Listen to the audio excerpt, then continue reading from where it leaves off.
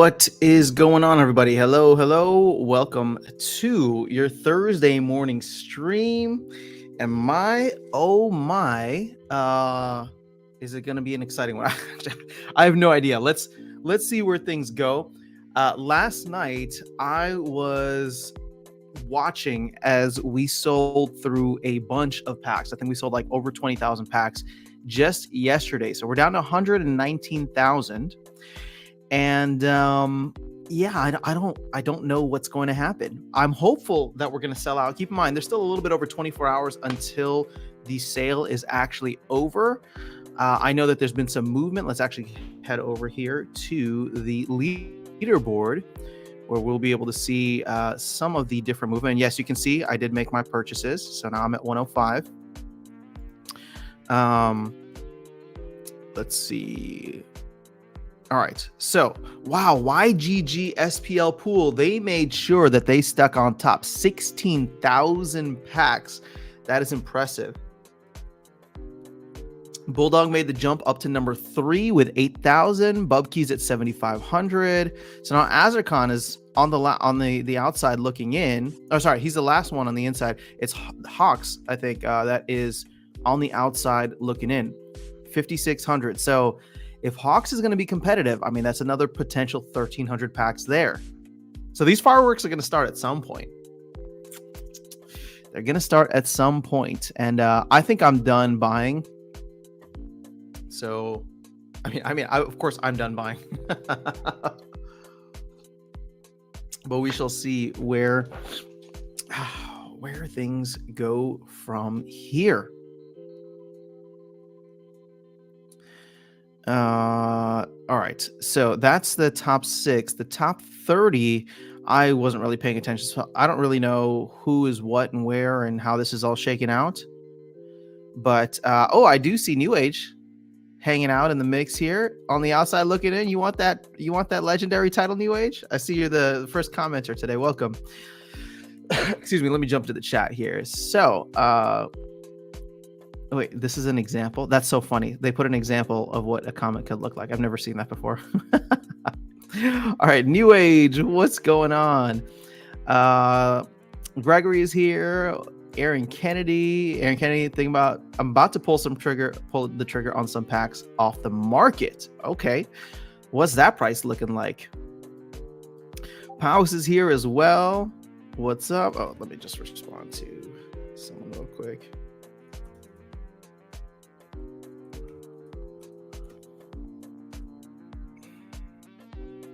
All right, so where are we at now? International Travel Channel, Powers, what's up? New Age is thinking about it. Powers got your keep finally. Congratulations. Welcome to the, well, it's not the Landlord Club. What should we call it? Welcome to like the Elite Landlord Club. I don't know what it's called. 1450. Do you think that was a good deal? Bro, I have no idea. All I'm going to say is you got it for like 60% of the price that Darkest Night did when he bought it his earlier. And that's not to throw shade on the price back then. Obviously, there was a lot more hype. There's a lot more promise. A lot of that has been deflated out. So, you got a better deal than most others. 1450. It's all going to depend on how good your tract is overall. But I think you'll be happy. Here's the thing. I don't know if we've been able to wash out a lot of we probably haven't been able to wash out all like the investor kind of like mindset.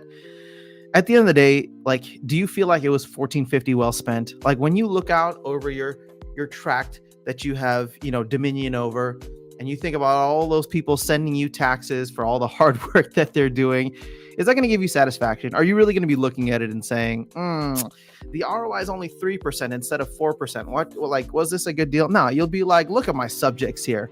Look at my, no, I'm just kidding. That's not, and 51.3, don't worry. That's not gonna be me. I'm just making a point. I think you're gonna be happy with it. I think you're gonna be happy that you got it, especially at a very low point for the game and the project overall. That's not to say it can't go lower, but I think you'll be happy. 3 Guapo, 1450. No, 1450 is not bad at all. Yo, what's up, Virus? Virus about to go heavy on land. It's a pleasure doing business with you, Virus. All right, so Ugrats Powis, all right, thanks guys, and yes, I will be getting satisfaction. See, that's what it comes down to, right?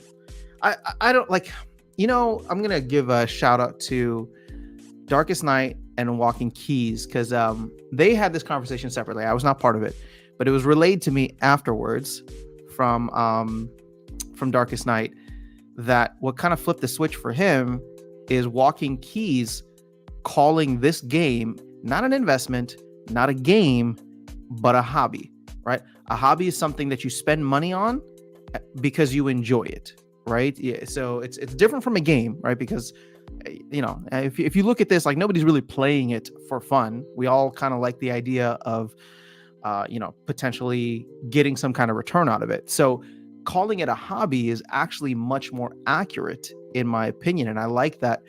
So shout out to Walking Keys for, I guess, using that terminology for the first time that I've heard, or at least the first time that it's like click with me, because people will like buy things or collect things that have value or could appreciate in value over time. That could be considered a hobby, right? Like stamp collecting or gun collecting or whatever it is, right? Now maybe you can do things to have fun with it, right? Maybe you can like play with it here and there, but it's more of a hobby rather than an investment or a game. So if Splinterlands is your hobby and you feel like the $14.50 you spent is going to bring you satisfaction, then my hope from a hobby perspective is that at the very least, if you ever decide that you want to sell the keep, right, because you need to or you want to, it will at least give you close to $14.50 in terms of value. Maybe more, but hopefully not much less in case the market dips further. All right, Jose Lito, what's going on? Have we spoken before? I don't think so. Welcome to the stream. You're going to be our ruler at 51. Well, I'm not the castle owner of 51. So, I'm just 51.3. There will be a ruler above me. This hobby is going to make us all rich. Oh, you sound like Stock Jockey right now. Uncle Aggie will make you rich. I do too many things which start off as investment, then I justify as a hobby. That's hilarious and so true. Powis. Well, I'm excited for Rebellion. I'm looking at what happened with Rift Watchers, and I'm hoping that we can replicate that with Rebellion. The cards held their value relatively well. People don't feel as salty about their Rift Watcher purchases as they do their Chaos Agent purchases. And so, if Rebellion can stick the landing on all the things that they're trying to do, right? So lower bulk sale bonuses, a promise of no major, sales throughout, the conflict airdrop system. There's a bunch of things there that I think could help them retain their value as well. Oh, also the immediate burn, right? So Carlo 87, what is up? Eraserheads, hello everyone, great times. Uncle Yaba will make you FOMO. That's another way to put it. Well, but I kind of want to get rich. I don't want to FOMO. FOMO means I spend money. Rich means that I dump on everybody else when the going is good. Okay, so we stopped over here. So 2,800. Well, what was my prediction? Oh, I think I said 3,000. So we still have a couple thousand more to go. I can see folks making a push for this. I forgot what my predictions are now, but let's see. With this one, I think I said 1,200. We're kind of close there, but you know what? I really, really think that they shot themselves in the foot with land. There's so many people that I know that are just not going to buy.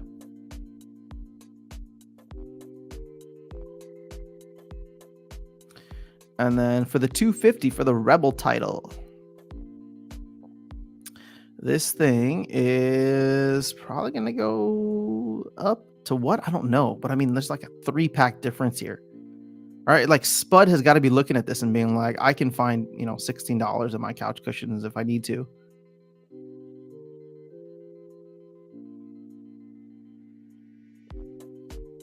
Yeah. All right. So Pow says, so my keep is in 12. You think Infidel will be jealous? Maybe.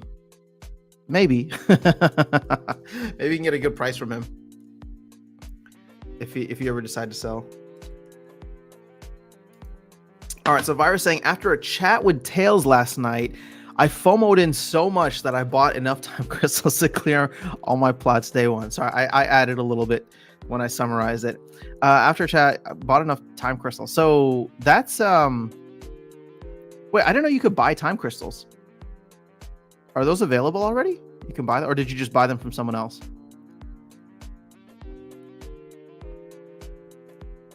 Hold up. Is it available? That'd be kind of cool.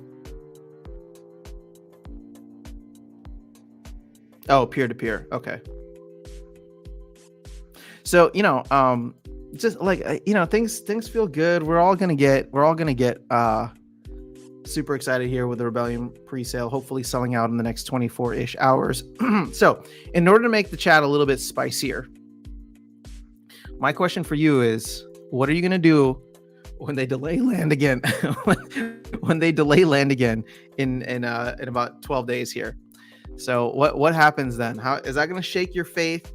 Are you going to be like, oh, it's okay, it's just 2 weeks, or oh, it's okay, it's just 2 months, right? If they push it to 2024, what is going to be the reaction here? Because Tuesday's stream was kind of nicely spicy. I gave everybody a little event session, but I kind of want to see a little bit more. What happens if they just keep on kicking the can down the road? All right. Let's see who else is here. All right, so peer-to-peer.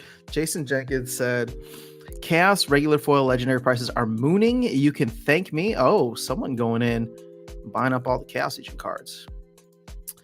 Oh, what's up? Tails is in the house. Let's go. All right, so me buying time crystals from the Xbot site. Okay, cool. I did not know that they had them on sale there. So Aaron Kennedy's going to sell everything. Paus is going to hodl. All right, I guess those are the only two options, right? You either ride this thing to the ground, or you get out while you still can.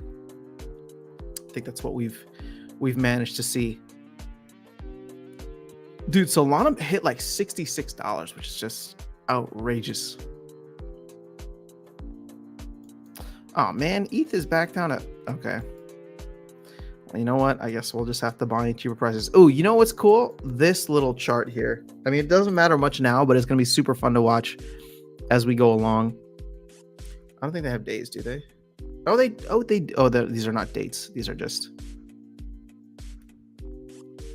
But 12 million, 12 million SPS. It's not a small chunk of change. It's a good amount. I think we'll continue to burn more.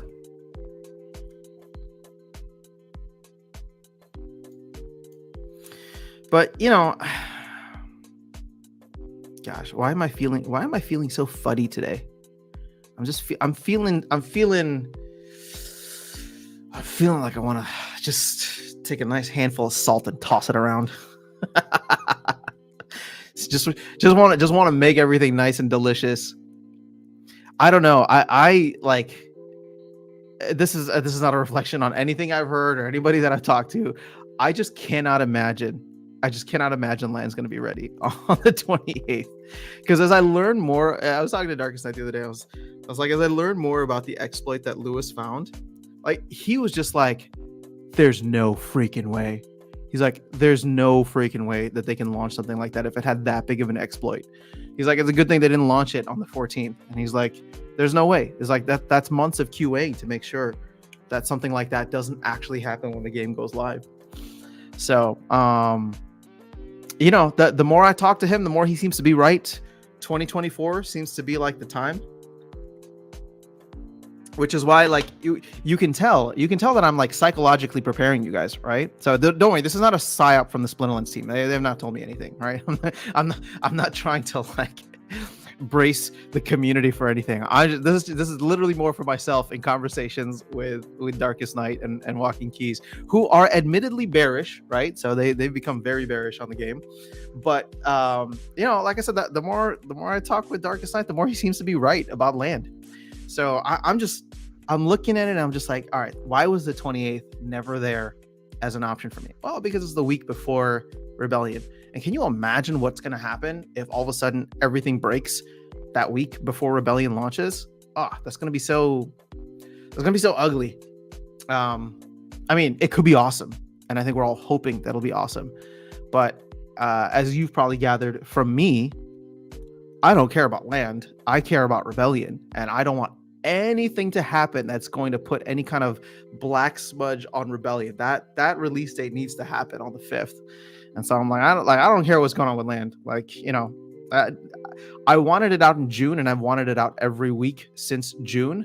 But you know, at this point, it's my heart has turned to stone when it comes to land. I'm just totally protected. But what I can't, the place that I'm still vulnerable is Rebellion. I need Rebellion to come out on the 5th. Just because I've been looking forward to it. I think it's going to be super fun for all of you guys.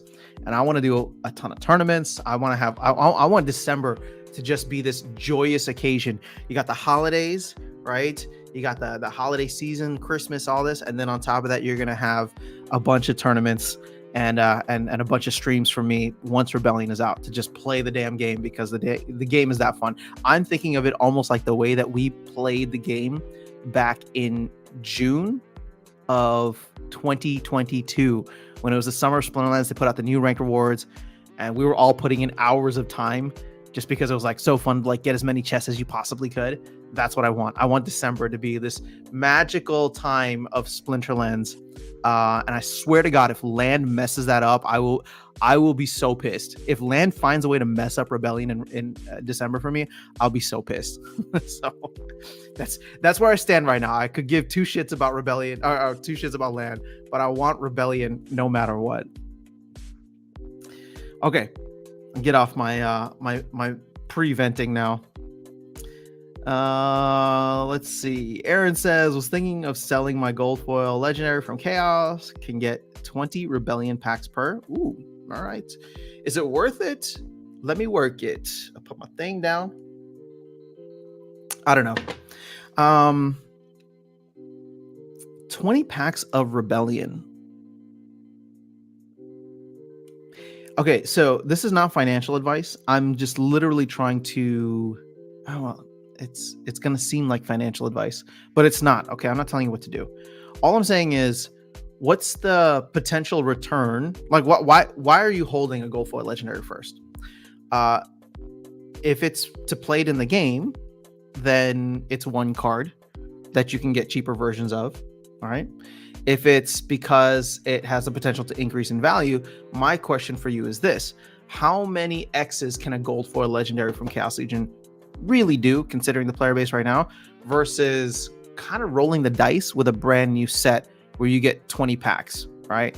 So it's like 100 cards that could potentially be super valuable, especially early on. I don't know what your goal is. I don't know what your hope is, or your intention, but I would look at it through that lens is all. Got tired of speculating, just hoping things work out this time around. We'll be doing regular, daily, tourney, and brawls. Cool. Eraserheads. Well, I've already, so when I played, so I don't know if you guys saw, but in Mav chat they were posting, because I won another tournament. Dude, I'm kicking ass in these tournaments internally. I think it's because I play the game way more than the team does. So like I've been dominating. The only person that like gives me a hard time is Rondon. And it's funny because in both tournaments that we've played, he's come in twice, or he's come in second place to me twice. So now I guess I'm his mortal enemy. But the tournaments have been really, really fun. And I talked to Royal Eagle, who recently gave me the whitelist thing. Actually, we can even run a tournament right now if you guys want to play. I didn't know how many people would be available on a Thursday, but just put in the chat if you want me to make one. I can make one right now. But what was that called? Yeah, the tournaments are super fun. I talked to Royal Eagle and I was like, dude, I don't want to abuse my privileges, but I'm just gonna let you know I'm gonna be setting up like multiple tournaments a day at different times of the day. And I want like the first week or 2 weeks of Rebellion leading up to the holidays to just be full of tournaments that people can jump into at any time and test out the new Rebellion mechanic, right? Because the only other place you'll be able to do that is in ranked play, right? And ranked play is right? So having like tournaments, like I'm trying to like set up my December in a way where I can just stream as much as possible, maybe even twice a day. I know I'm gonna lose my mind, but this is how committed I am to the game, how committed I am to you guys. I want to be able to like set that time up so that I can like do at least the first week, right? Set up a bunch of tournaments, play them, stream them, have fun, talk about the new cards, explore the new meta.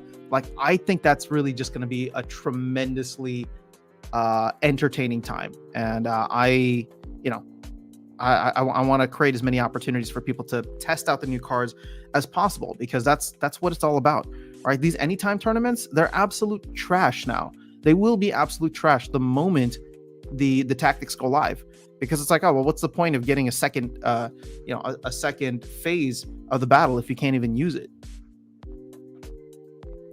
All right, so Powis says, bull around the corner, in my opinion. If we limp in, we will not moon, but we will have liftoff. Let's hope so. Eraserheads will take away my feelings about things and continue to play the game regardless. Fair enough. All right. Skyer, what's happening? Let's go. All right. So do you know if the bonus packs count towards the 500k total packs in presale, or does only the purchase count? Yeah, they all count. So there's 500 total.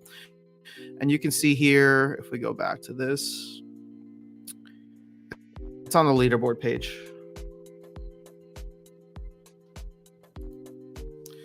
Because I added in the little total thing. So packs purchased, bonus packs awarded, and then the total is 380.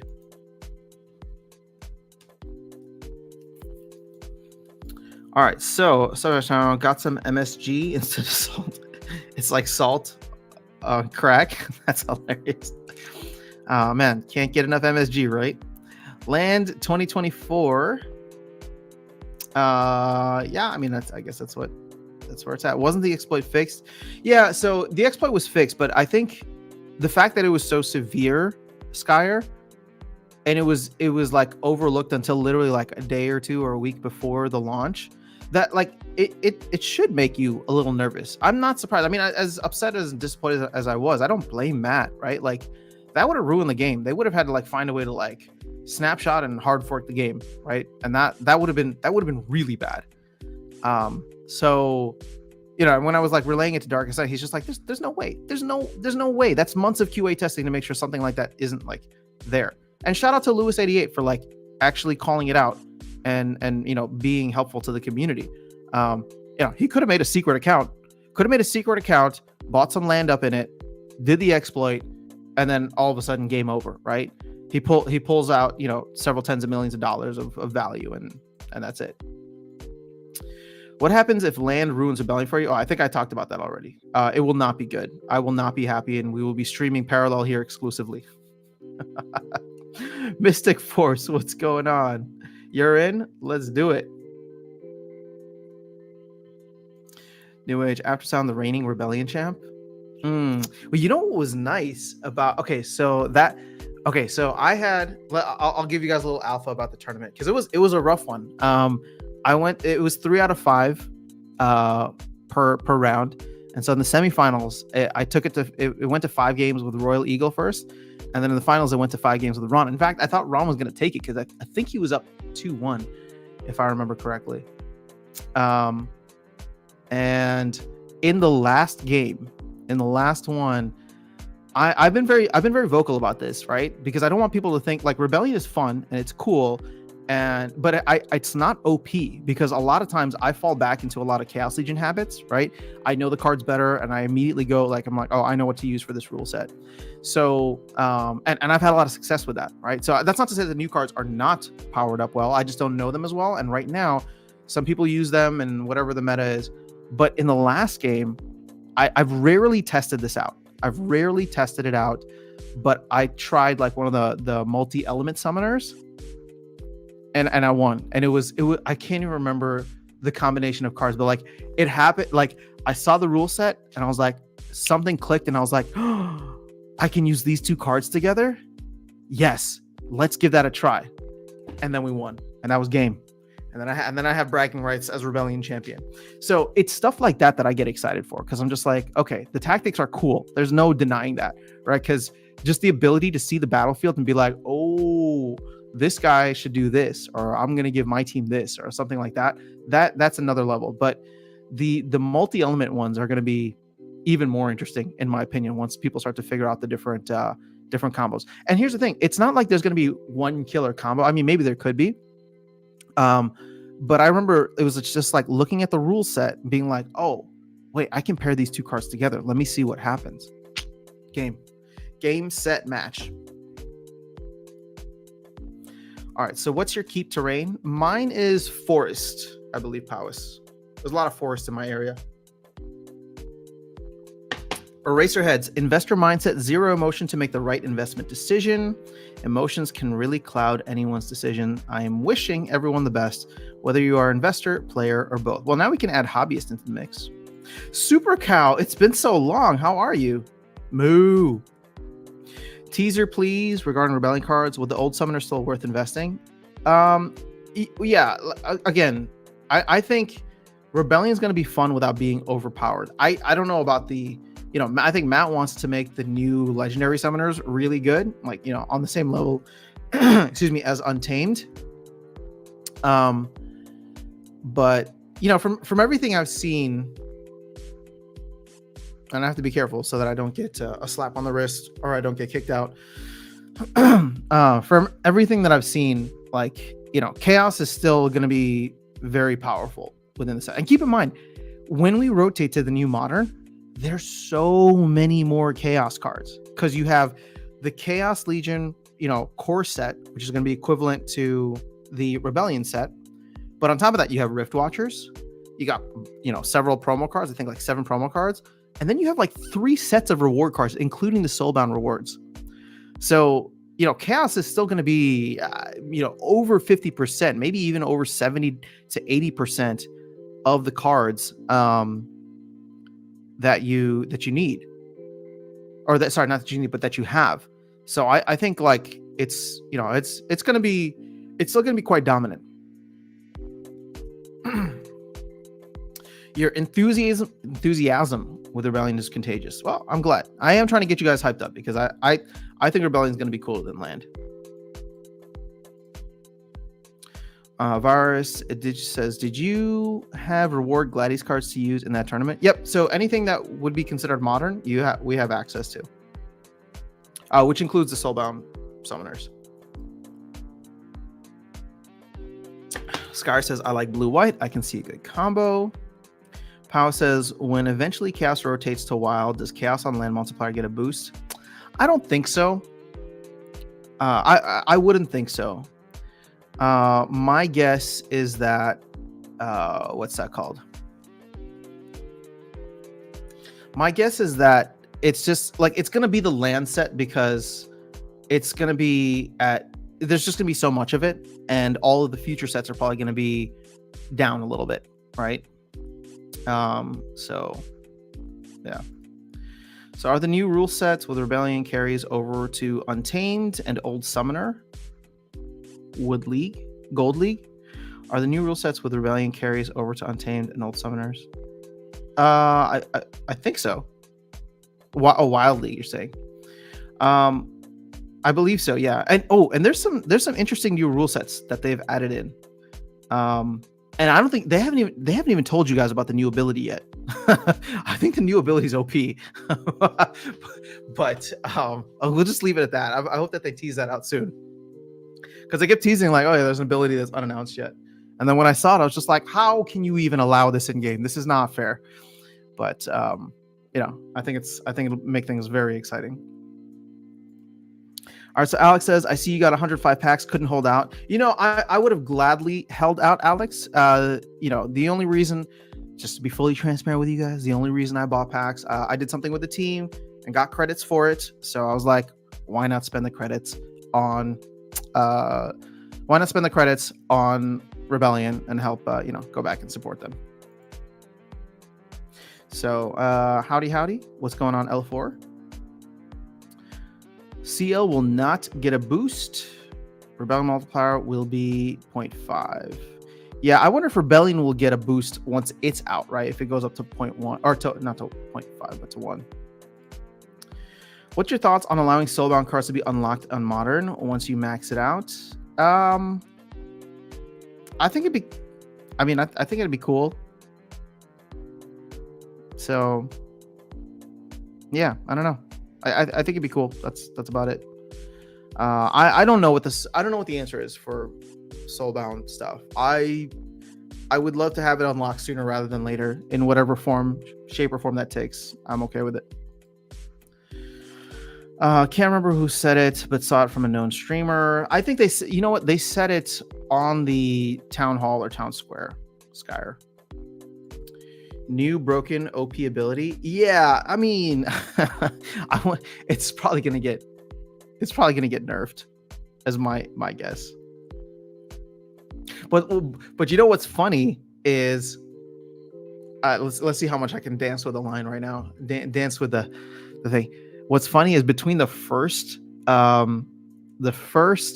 tournament that I played and the second tournament, this new OP ability, they doubled it. I was just like, what? I thought it was OP the first time, and then you doubled it. So what? All right, but I guess it made me look at this and I'm just like, oh, okay, well then, like, everybody's gonna want these cards. So is what it is. So, by the way, Monster and Summoner and Rebellion, which one you're most excited? Okay, so, you know, I've been thinking about making a video on this. This is a good question, L4. I think the Summoners are going to be so highly desired in Rebellion.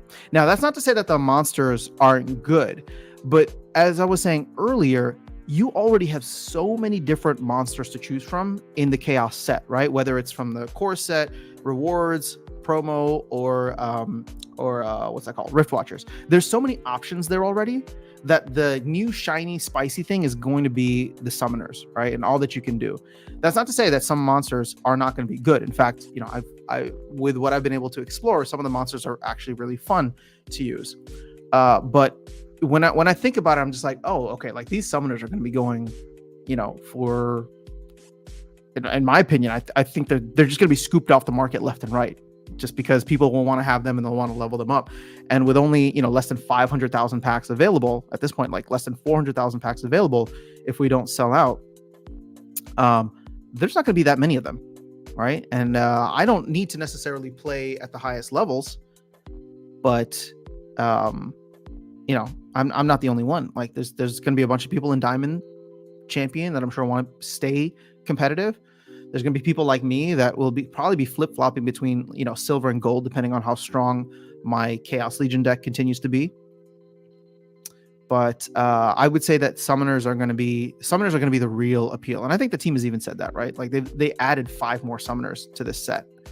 So it's going to make the game way more spicy. And they have, and what's interesting is they have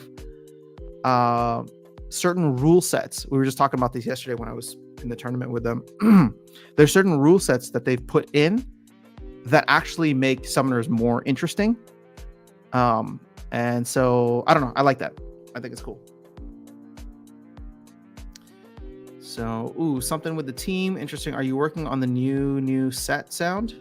I'm calling it the Resistance. No, I'm not. No, that's not something I was working on with them. I wish I was. That'd be kind of cool. I just did something a little collaboratively, and you know, credits is where it came out. So Uncle After Sale will make you FOMO. I'm trying to, you know, it sucks, man, because it's like I'm so excited about Rebellion. I really think, like, from a gameplay perspective, and again, this is separating out like the investor or gamer side. Like from a gameplay perspective, I just think that the set's going to be super fun. For everybody who is like class of Chaos Legion, which is me, you know, you've been waiting for the tables to be leveled out, not tables, but like, you know, the field to level out. You've been waiting for all this stuff, and you know, Rebellion, I think, is going to take it to the next level, right? Everybody's going to be on an even playing field. Sure, how much you can spend is going to determine how well you do in the game, but at least the cards aren't going to be going for thousands of dollars. You'll always be able to go buy packs and, you know, shoot your shot, rolling the dice there. But yeah, I don't know. I just think that it makes it super exciting for what's to come. I just wish this is, you know, going back to what I was saying earlier. I wish that land just wasn't such a drag on this game, right? Land has been a drag on this game for 6 months now, because since like May, the team has done nothing else to enhance the game. Sorry, I know I'm being a little hyperbolic here, right, and dramatic, and I'm not trying to like throw shade at the team. I'm just saying, like, the way that it was, nothing else has been done to really enhance the game, right? Guild updates out the window, right? Tournament updates out the window. Brawl updates out the window. Nothing has been done to enhance the actual gameplay, because everybody's been so focused on land.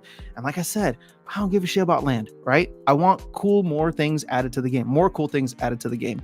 And so it's like, oh, we're finally going to get something that is like awesome, and I cannot wait. And I swear to God, if land messes that up one more time, I'm going to be so pissed. It's just like I don't even care about land at this point. I mean, I do. I'm being hyperbolic, but it's just, I don't know. Like, I like the game. I like the game for what it is, right? Land is going to be its own new game. And the fact that it keeps on interfering with, the cool stuff within the game that we have now, it just, I don't know. Like, as crazy as this sounds, I don't like at this point in time. And I know obviously it's not going to happen. I'm being so dramatic here.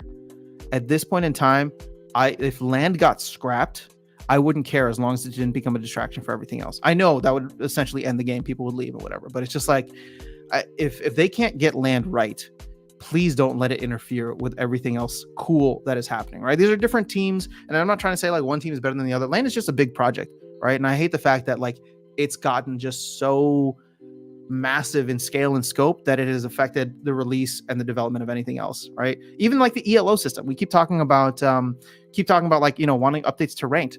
Everything is like, we got to get land out first. And it's like, oh, land really killed this game in 2023. So my hope is that if they can get this baby out, right, at some point between now and the end of the year, then 2024 will actually be fun, working and focusing on new stuff. Something with team. All right, so let's see. Having played with Rebellion cards, we should be keeping an eye on what Aftersound says. On what Aftersound will be buying in the marketplace. I haven't even thought through that.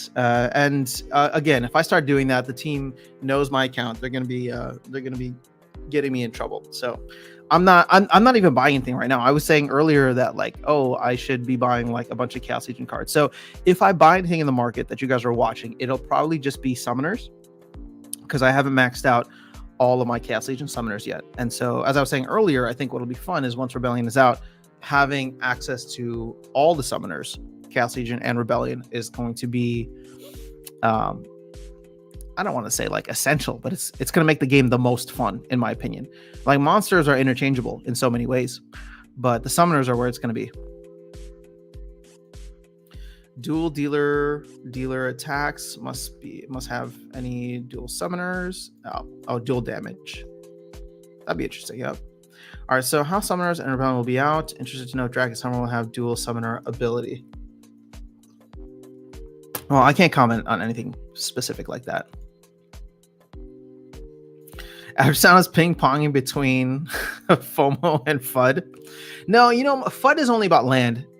FOMO is for Rebellion fully. I mean, land, I think, again, if we had that Men in Black device where you could just, that whole thing and everybody forgot about land and we just focus on Rebellion, I think that'd be great. All the baggage of the past 6 months, 3 years would be gone, and it would just be like, oh my gosh, there's a new set. This is exciting, right? New set, new game mechanics, all this. But yeah, my FUD is only about land, because it's just like I've just been.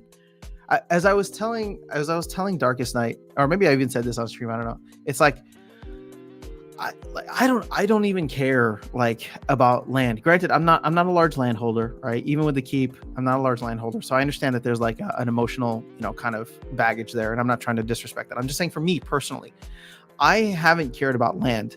The only reason I actually care about land is because they've given me reasons to be disappointed. And like, if they had just come out in April after 1.0 was out and they said, hey man, or hey guys, this is a pretty big project, like it's probably not going to come out until 2024, we would have been disappointed for like a week, and then we would have just moved on with our lives.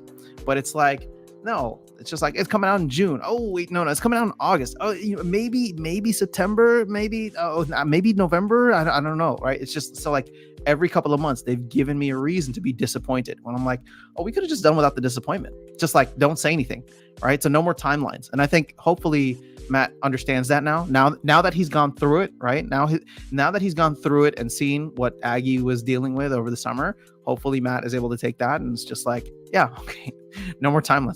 I know he's at the 28th, and I think he had to say the 28th, because if he didn't, I think people would have digitally rioted, right? Because imagine how pissed people would have been. They were so pissed when they said it's not coming out on the 14th, but we're going to shoot for the 20th. Can you imagine what it would have been like? It would have been August all over if Matt had come on and said, guys, Land's not coming out tomorrow and we don't have a release date for it. People would have lost their shit. It would have been chaos, man. Chaos is here. So I feel like he had to give a date, but it's like, dude, for anything else coming up, just don't say anything, right? Like, I know you got to get Land out, Land 1.5, but here's the problem now. Everybody's preparing for the 28th, right? People took days off for the 14th. They were prepped. They took their cards off rental. Now here we're going to go again on the 28th. God, if they miss that, I just don't even know what to say. Like, at some point you got to rip the Band-Aid off. You got to rip the Band-Aid off and tell people that it's just not ready or it's not happening, right? And sorry, that's not to say that Land isn't happening, but it's not happening in the time frames that we were hoping for. There's still way too much QA. We have to make sure that the what's that called? Exploits aren't there. So yes, you're 100% right. We are ping-ponging between FOMO for Rebellion and FUD for Land. All right, so burn all the land when land burning event. Land is the precursor for cool and new stuff. The new mechanic around tactics will be exponentially expanded with the cards that are minted from land. Indeed. All right, so do you know if... again, I'm not saying that I don't want them to do land, guys. I want them to. I'm just saying that they're getting in their own way many times by kind of blunting the excitement and rebellion for FOMO, which you can tell I'm really trying to push on you guys these last couple of weeks, right? I'm really trying to, because I think for the core game, it's going to be super fun. Land is going to be a DeFi farm. It's just, you go and you click and it'll be cool, right? 2.0 comes out, it'll be like a more complicated DeFi farm. You go, you click, it's cool, then you start to make stuff. What is the point of land? Land is going to be able to create stuff that you can use in the game. So it all comes down to the foundation of what the game actually, or what the project actually is.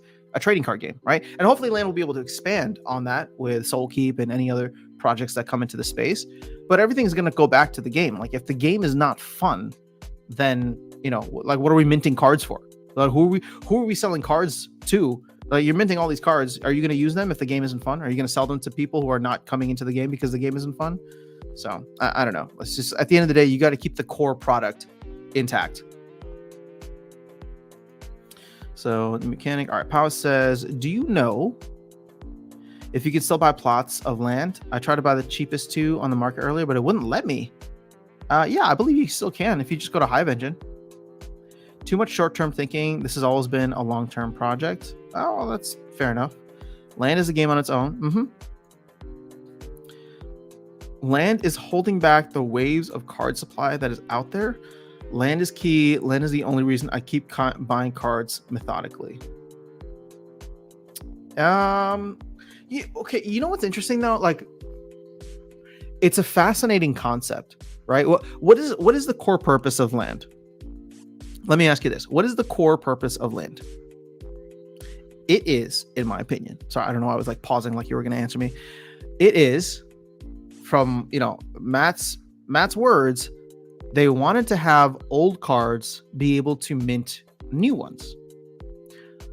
They could have just done that with a burn event. It would have been a lot easier. Okay? Would have been a lot easier to design. Is it as fun? No, but it would also solve the card supply very quickly. Can you imagine if, like, Rift Watchers or even Rebellion, in addition to vouchers or whatever, also required you to burn, old packs or old cards? Like, they could have done that without, changing the infrastructure. Now, is it as fun? No, absolutely not. The whole kind of like civilization style building, right? Civilization building style of game, that is a game in and of itself. So I understand where they're trying to go with land, but I'm just saying that if the core concept, right, the core concept of what land was going to provide was reducing card supply, which it's not really doing, right? There's no it's not burning these cards, it's just giving them a place to stay out of the game. But you could have done that with a simple burn event, or with regular burn events every single time a new set comes out, right? Clean up all the old cards, and then use those to mint the new cards. So again, I appreciate and respect what Matt is trying to build, because I think it's a separate game on its own, but what it's trying to accomplish could have been done in a much easier way. Hopefully that makes sense. I want land. Don't get me wrong, guys. I want land. I just don't want it to mess with Rebellion. All right, this baby is a teenager. Seems like it. I mean, this is going to be a very difficult delivery. Oh, what's up, Mondroid? Finally made it before the end. I know. Well, it's good to have you here. We're only, oh my God, 45 minutes in. Where does the time go? And I started about 10:30-ish today, I think. So the problem with land is just the time to delivery. If you were here when they first sold land, the excitement was real. The problem is most people here now don't own. Land surfing, much needed.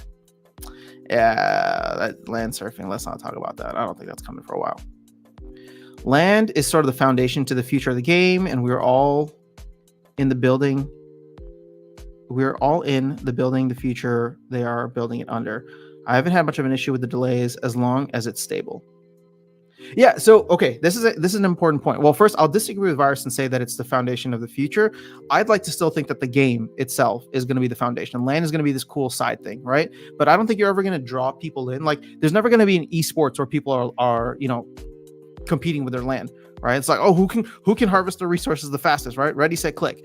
But there will be hopefully some esports potential for the card game. So I would push back on this respectfully, Virus, and say that I think that the foundation of the project is still the card game. Land is still serving the card game, right? The card game doesn't serve land, right? The cards do, but the game itself does nothing for land, right? Everything about land is serving the card game, the actual auto battler that's happening.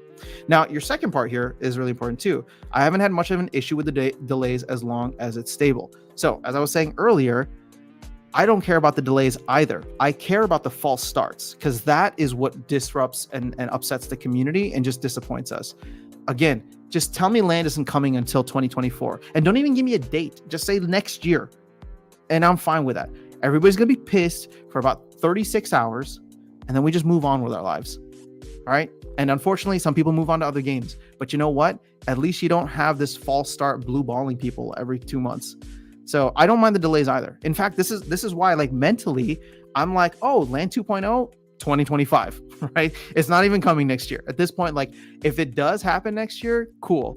If it doesn't, that's totally fine. I don't even have a date in mind. What I will have a problem with is come June of next year, they're like, hey, land 2.0, it's coming out next week. Oh, shoot, actually, it's not, right? We found another bug. Oh, August of 2024, land 2.0 is here. It's coming out next week. Oh, we found another bug. That's what I don't want to happen. Just like, put it out in QA, put it out on Mavs, put out whatever, and then like literally only do that when code complete, bugs are tested, it's been looked at for like 3 months by everybody on the team and their mother, right? And then you put it on a week before and say, all right, guys, land is here. Boom, I'm happy. I literally don't care when it comes out, right? Literally could not care when it comes out. I mean, obviously I have my timeframes that I think would be preferable to align with the bull run, but I'm not a coder. I don't know how much work goes into it, and so I want to be respectful of that. Just don't give us the false starts. All right, Skyer. Yeah, I would not mind if timelines were exaggerated to the future. The salt levels would be much lower. See, that's it. Like, and this is the perfect example, right? Here is the perfect example. I keep harping on this, guys, but you saw it on Monday with Steve's stream. You saw it with many of the comments that were here. How many people are no longer buying Rebellion because of the land disappointment? Steve was going to buy $7,000 worth more of cards. And he's like, nah, you know what? They got to show me that they can deliver. And it's not Rebellion that they need to deliver. It's freaking land, which is unrelated to Rebellion. Or kind of. So that's what I'm trying to point out here. It's just the shooting yourself in the foot is like literally alienating OG players. Someone like Steve is not willing to spend another dime more until you can prove to him that land is coming out. But he wants to spend money on this other thing, right, within the game. But now you just keep on disappointing him with land. And he's not the only one, right? There were people all in the comments on Tuesday's stream, all in the comments of some of my other videos saying like, yeah, I'm not spending anymore. Like I'm going to wait to see. Right. And for me, like I adopted that attitude like at the beginning of the year. I was just like, I'm not buying anything until it's out. Yes. Did I buy some Rebellion packs? I did. I explained that earlier why I'm doing that. But outside of that, it's like, no, until something's working, I'm going to wait and see. I agree with you. Land holding back card prices. I have over $1,500 worth of rentals currently that I'm holding for land. Nice. Can we make a contract with Yixin through the DAO to help in land? I think he would be the perfect developer to help Farpatrod. I mean, maybe, but at this point, I think it's too late. Land is an adaptation of Go to Splinterlands. I would really love to see like, you know, Go style things in land where you're able to like attack people and resources and all that. That'd be kind of fun. Happy to participate in land. We have a community of Pinoy plot owners in Lawnshire, Ironshire, where we build, enjoy, grow our land. Let's go, Philippines. Shout out to all the Filipinos. It's more social for us to stay in one region tracked. So wait, which region are you in? So I can come visit. Land is something we're all looking forward to on November 28th. Fingers crossed. Yep. Again, I wish them nothing but the best. I hope it comes out. I'd rather own a deep dish pizza. Oh, are we doing this again? Dude, I'm already hungry, man. I'm actually curious. What's up, State of Survival? Good to see you here. I'm actually curious what will happen to unsold, unsurveyed Shimmery Coast. Once land comes out, maybe they can place a thick fog on them and hide sales for X months. Yeah, you know, I wanted to wait. I wanted to be in region 150. I was like, oh, it'll just be cool. Like if I'm not going to be in region 1, it'd be cool to be in region 150. And then the reason that I jumped in on like the group survey with everyone else, because I was like, oh wait, there's like a bunch of like burned land plots and regions, and you know, people might have died and lost their keys, whatever. You're going to be at a disadvantage if you wait all the way until the end. So that's why I decided to go earlier rather than later. Land surfing is just an excuse to keep non-land owners happy that the game stayed on the same whilst they work on land. I guess that's true. Yeah, they're trying to appeal to everyone. It shouldn't be that way. Land expands the game outside of a 2D board onto a 2D map. Their potential in that alone beyond what we can see now. Just wait until it evolves gameplay beyond a battle concept as well.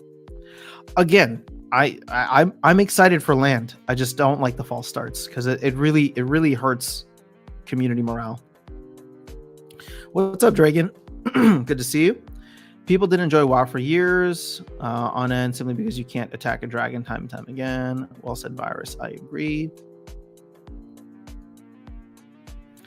All right, how far am I behind? Oh, I'm not that far. All right, so land did not hurt the game. Them not having it done for years after they sold it is the issue. I'm even okay with that. I mean, I think we've all learned about pre-sales. I would say sentiment around land was still good in April. My question, or you know, my statement now is, it's not, sentiment around land is poor now, not because it's delayed, you know, almost 6 months from June when they said it was going to launch, but the fact that they've continually said that it's coming and then it doesn't. I mean, even VC Dragon made a video like that dude made a video, like for the people in map chat, like he made a video, a 20-minute video. I watched the entire thing, a 20-minute video just talking about how he's been in Splinterlands so long and that he's just like he's just so upset about land. I'm like, come on, man. VC Dragon, he like, you know, he's like, as long as Yab is here, I'm gonna be in Splinterlands. And then he makes a video talking about how upset he is. Well, for me, I'm buying more land instead of Rebellion. I've bought 400 packs. Could have bought more. Okay, but you're buying land instead. So New Age, the Battler game is for gamers and land is for investors, is an innovative experiment, so only time will tell. I mean, again, I'm bullish long term, so I'm still here. I have a really good, but again, so New Age, I just go back to this, right? Like, what are we all doing? We all have fun playing the actual game, and I think Rebellion is going to be a big part of that, right? It's going to add to that. Will land add to that? Yes, eventually. But it's like, don't let's not oversell it early. I have a really good Diamond Champ Chaos deck. I don't want to have to buy Rebellion. I I may buy just the summoners though. Okay, see, I think most people are going to go down this route, which I think is going to make the summoners really scarce if we don't have that many packs opened. I'm down for Yixen to help. Yeah, but Yixen's like making his own game.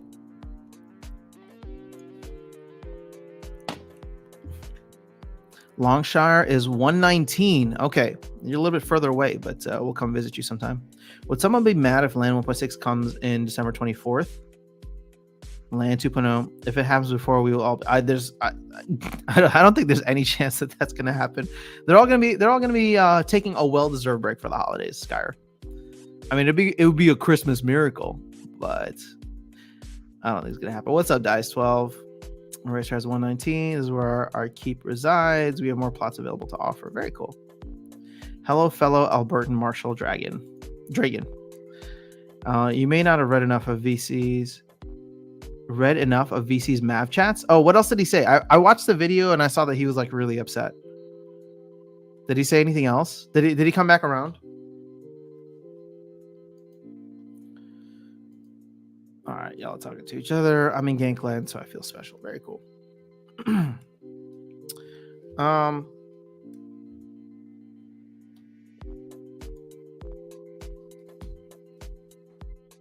VC is a habitual fudder. I wouldn't say that. VC has a significant amount invested in the game, and he always talks about as long as Yaba's there, he's going to be there. He's a habitual complainer. I don't think that he's a fudder. I would call him a complainer. He complains about like his reward chest sucking. But I don't think I've seen him like FUD the project. But maybe we're just getting caught up on semantics here. Again, this is the first time that I saw him like really, really disappointed in something. Like disappointed enough to make a 20-minute video about it. Another 2,000 packs bought. Oh man, so last night I was watching this and we had moved from like 140 something thousand down to 120,000, and I was like, oh, I hope this is still gonna be there in the morning so we can watch it countdown live. Or even if it's sold out by the morning time, we'd have something to talk about. But it's going slow, so I don't know. Maybe people are just tapped out. We haven't really seen much more SPS get burned. Let's check. I guess the market cooled off a little bit too. So let's see. Are we at 1 billion DEC yet in the Dow?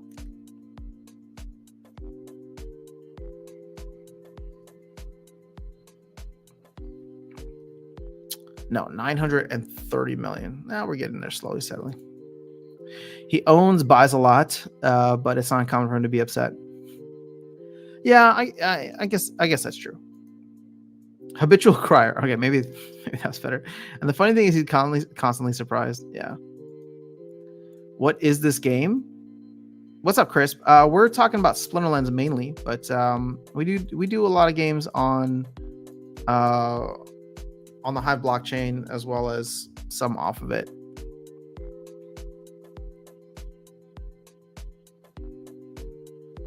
So we're all just talking about how rich we're going to be, right, guys? Dude, look at DEC pumping up.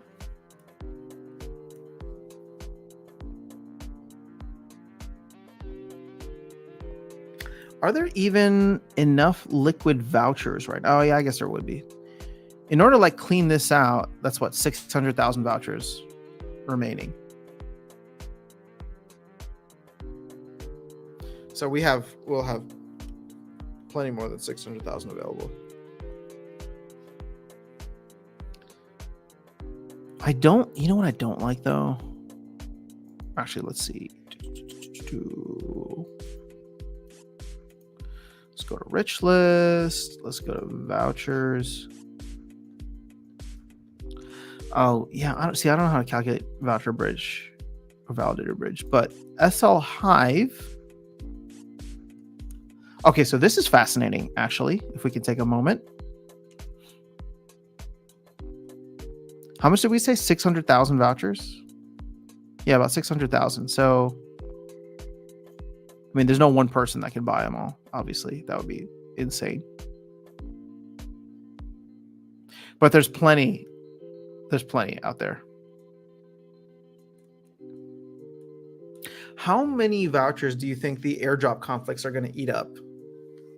If you had to guess, right, between like the battle wagons. Actually, can someone do this for people who have bought a bunch of packs? My question for you, and let's actually go to Chaos Legion core set here for a second. So everybody that has packs and is buying cards will, in my opinion, at the very least have, I don't know, about like 20 battle wagons. And the reason I say that is because if there's 100 cards, right? Or we'll just say to start off with like, 100 cards makes it easier. 100 cards times, 100 cards, and then you can only put 5 cards on each battle wagon. So that's 20 battle wagons times 10 vouchers per battle wagon. So it's 200 vouchers that people would burn. And then they could have some packs as well. But the packs, I think it's like 5 cards plus 100 packs. So, how many players will actually be burning 200 vouchers? I don't think the battle wagons are going to be that prevalent. I mean, how many real players do we have in the game? What was it? 500 real players? 500 times 200. That's 100,000 vouchers that we would burn. That's 2.5 days worth of minting. Now, let's say there's 5,000 players. We 10x that times 10. So that'd be 1 million vouchers. But still, that's a little bit less than a month worth of minting. That's 25 days. So what we would need to see happen, and I think ultimately it's going to come down to actual packs being sold. Let's be optimistic for a second. Let's assume we sell another. Let's assume we sell out just to make it easy, right? So that brings us down to 10 million vouchers in circulation, roughly. And then there's 3 weeks between now and the start of the sale. Well, let's just say we go to mid December, right? So that's another month. Was it 40,000 times 30? Jeez, 1.2 million. We could sell out of this. We could sell out of the pre-sale, eat up 600,000 vouchers, and then add 2 times that between now and the middle of next month, before Christmas, mid-December. It's 1.2 million per month that we mint. So we could sell out of this. We'd be down to 10 million. We add another 1.2 million. So we'd be up to 11.2 million circulating. So how much would we need to actually burn through to see vouchers become scarce again? How many packs once the general sale goes live? Well, we can do the math. If you wanted to eat up everything, divide this by 5. No, sorry. 2 million divided by 5. We would need to sell like 2.2 million packs out the gate in that first week. Which oddly enough, we did for we did do that for Chaos Legion. I think we sold like 6 million by day 1. And that included like the 2 pre-sales. But 2.2 million plus another 500,000. I mean, that's like what I'm anticipating that we're going to sell, or hoping that we sell for the entire year, right? 3 million. So obviously I don't think that's going to happen in like week 1 or 2. So we'll just continue printing more vouchers between now and then.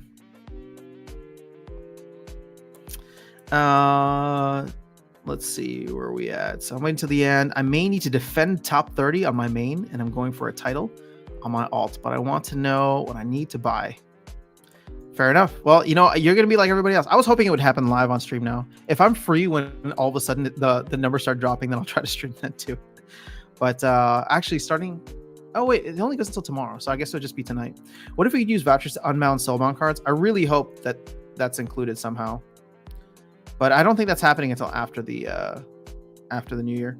The 250 spot is still slowly moving up. That's to be expected. More than 6 vouchers, I bet. Yeah. I thought battle wagons would be per airdrop. No. Battle wagons will be for the entire time. So for all of them. All right, Pounds. If you could only have one long-term land or rebellion. If you could only have one for long-term land or rebellion, as we can't have it all. Rebellion. I love the idea of land, guys, but it's still not a proven concept. The game is actually fun as it is. I would take rebellion over land. I know. I'm going to ruffle some feathers with that one, but... Oh, what's going on? Richard, good to see you here.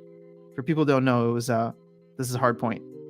Sell out or no? I'm hoping so. I'm hoping we can get... Sorry if I doxed you, Richard, but I'm hoping that we can get a sellout. I was hoping it would happen on stream today because we were moving so quickly last night. But I really think people are just waiting until the last moment. But I'm hopeful that we do. Burn all the vouchers when voucher burn event. I think there's going to be a couple things that'll be helpful for vouchers. You got Rebellion over the next couple of weeks here, the pre-sale, and then once the airdrop conflict starts, the general sale. If they can get, soulbound stuff figured out, especially like land. So like, you can unsoulbound to use on land. Yeah, I don't know. Maybe, but I don't think there'll be an actual voucher burn event. We'll see. Virus, you've been saying there are a good number of show me people that won't buy before they see it go live. Well, true. So I'm hopeful. Like, here's the thing. Like with Steve, right? So I know he said he was he was about to pull the trigger on 7,000 more. I hope that he takes that 7,000 and assuming land launches on the 5th, he comes in and he buys. And that's what he even said, right? He's just like the only thing that I'm missing out on would be the promo cards, but I'd rather just buy them then. So I would not be surprised if Rebellion starts slow and goes up at the end. Yeah. So Richard, I was sad and happy that I lost my title spot. Happy for the team, sad for me. Titles are cool. Yeah, the Rebel title, the Rebel title is pretty awesome. I'll say this, of all the titles that they have, or is it Dawnbringer, the Defiant, and the Rebel? I actually think the Dawnbringer is the least sexy. I know it's legendary, but I just don't like the title, the Dawnbringer. The Rebel and the Defiant seem just so much cooler.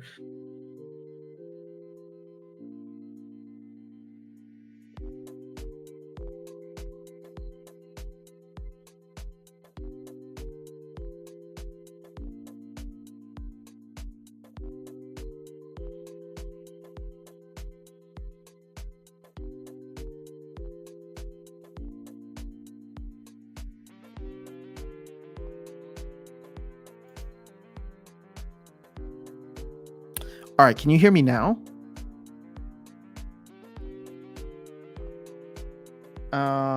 Let's see if you guys can hear me now. Let's see, hold on. I'm just gonna wait for some comments to come in. Yes, that was so weird. So it muted by itself and then gave me a new notification that it muted. That's never happened before. Because when the notification came in, it didn't show that I was muted. I was like, what the hell is going on? I thought maybe it was a internet issue. But then 5 seconds after the notification popped up, it's flipped over to mute. So sorry about that, guys. I'm still trying to figure things out here. Even though we stream so much, it's all new to me. The Rebel is cool. Yep. All for land production. Let's go. Are you talking to Richard there? We needed to nerf voucher production, but never did. I doubt they will ever be worth anything. You have to make each pack 50 vouchers before it would matter. Well, I agree that we're printing too much. I like the approach that Matt is taking now to just increase the voucher prices on everything. Will it be enough? There's a lot of backlog to eat through, right? So 10 million vouchers is still a lot. I would love to do a voucher burn event just on the channel. That'd be kind of fun. I don't know what we could do. Man, I would. What could we do without pissing people off about devaluing stuff? I don't know. We could just burn it. We could just burn a ton of vouchers.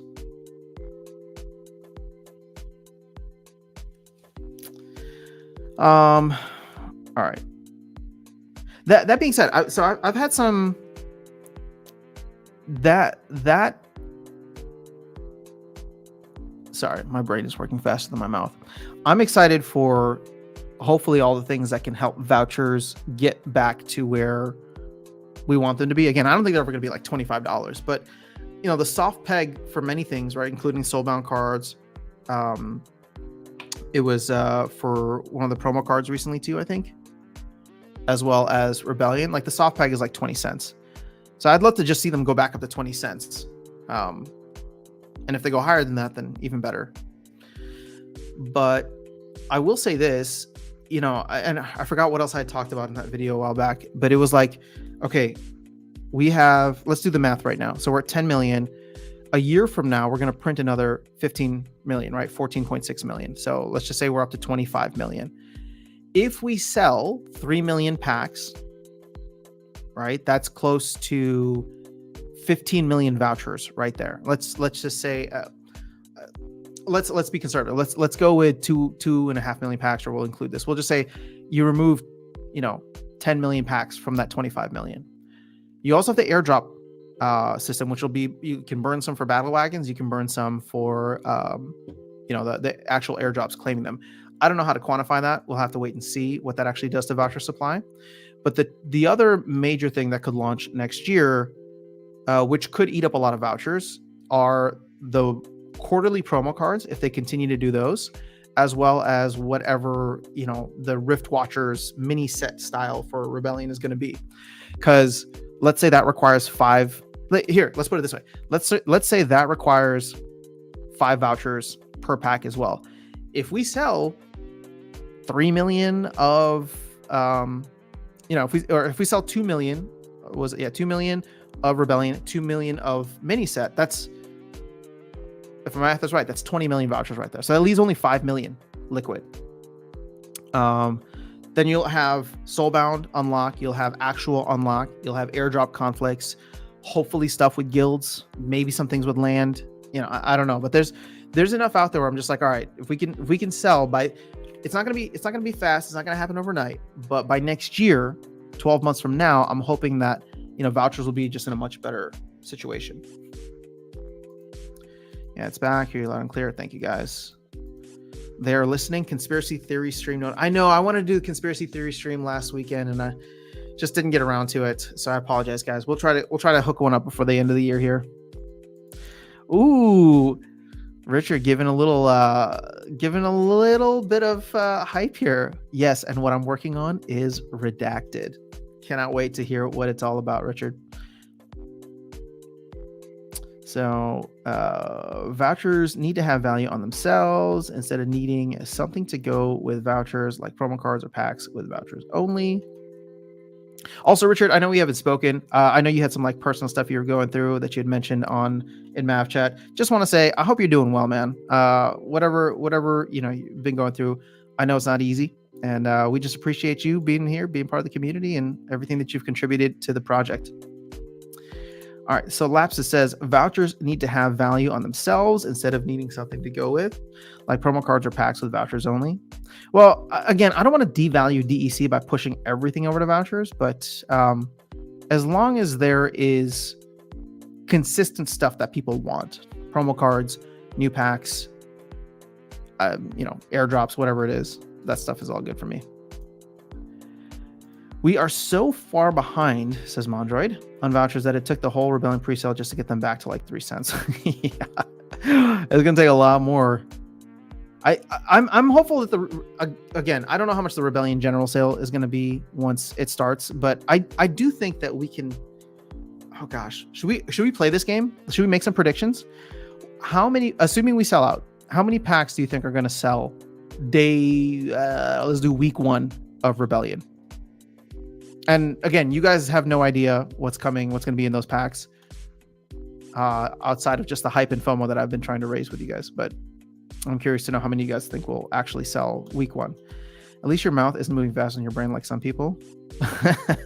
Fair enough. All right, and before the next thing that comes out, they'll be down to 2 cents again. Fair enough. Soulbound for land will be a huge sink. Agreed, Virus. All right, so Voucher does not have a permanent use case. Oh, Voucher does sort of have a permanent use case with Rebellion. General sale discount. Sacker Sound, cheers, do much better. Glad to hear that, man. Really, really am. All right, so wow, I just saw an ad while watching from YouTube about Solana, and totally was the owner talking about something out, but AI generated mouth movement with voiceover. That's a little scary. 25,000 packs. That's it? 50,000 packs? Week 1 of Rebellion, 50,000 packs? All right, Laps is here feeling a little bit more bullish at 350,000 packs. Talking about something else. Interesting. Okay. Maybe I'm just too bullish. Maybe I'm just too excited about Rebellion. But I hopefully when you guys see what I'm able to see, it's going to be like, oh no, we're going to sell 1 million packs. Sorry, I don't think we're going to sell 1 million packs week 1. I think that we will go up to 1 million packs in week 1 would be my guess. If we sell out now, I think we can sell another 500,000. Because keep in mind, right? So just for the numbers here, right? I think I'm going to do a video for this just because I want to get a broader. I mean, I love all you guys, but not everybody watches the live stream, so I want to see what everybody else says too. So what is it? 500,000 packs divided by, we'll say 3,400. That's 147 maxed copies of maxed decks, right? Collections. I think there's more than that. There's more people than that playing in like Diamond and Champion. So you multiply that by 2, 1 million packs is 300 maxed decks. And and obviously some cards are going to be more desirable than others. And keep in mind that people that want to take advantage of the conflict airdrop system, they'll be staking their cards or extra cards. They'll be staking their packs. So I think the expected value is going to be higher than the sale value, right? Early on. And again, this is not financial advice. This is not prediction. It's literally just looking at this and saying, all right, well, scarcity is going to drive the market. How much demand is there going to be? I think it's going to be enough that scarcity is going to matter. And so therefore, I don't know what the expected value is going to be, but I think it's going to be higher than $4. So I guess that is a price prediction, but don't do anything stupid, guys. I'm not a financial advisor. I'm just a musician that plays video games. Maybe I watched Price is Right too much as a kid. Fair enough. All right, so the packs on the secondary market will start to cannibalize the site packs in the beginning, and many of those pushing for leaderboard spots will be selling. True, but they'll start selling right after. I would say that they'll start selling right after tomorrow, once the leaderboard stuff is done. So I think we could actually see a dip in prices on packs. Because at that point, it won't matter anymore.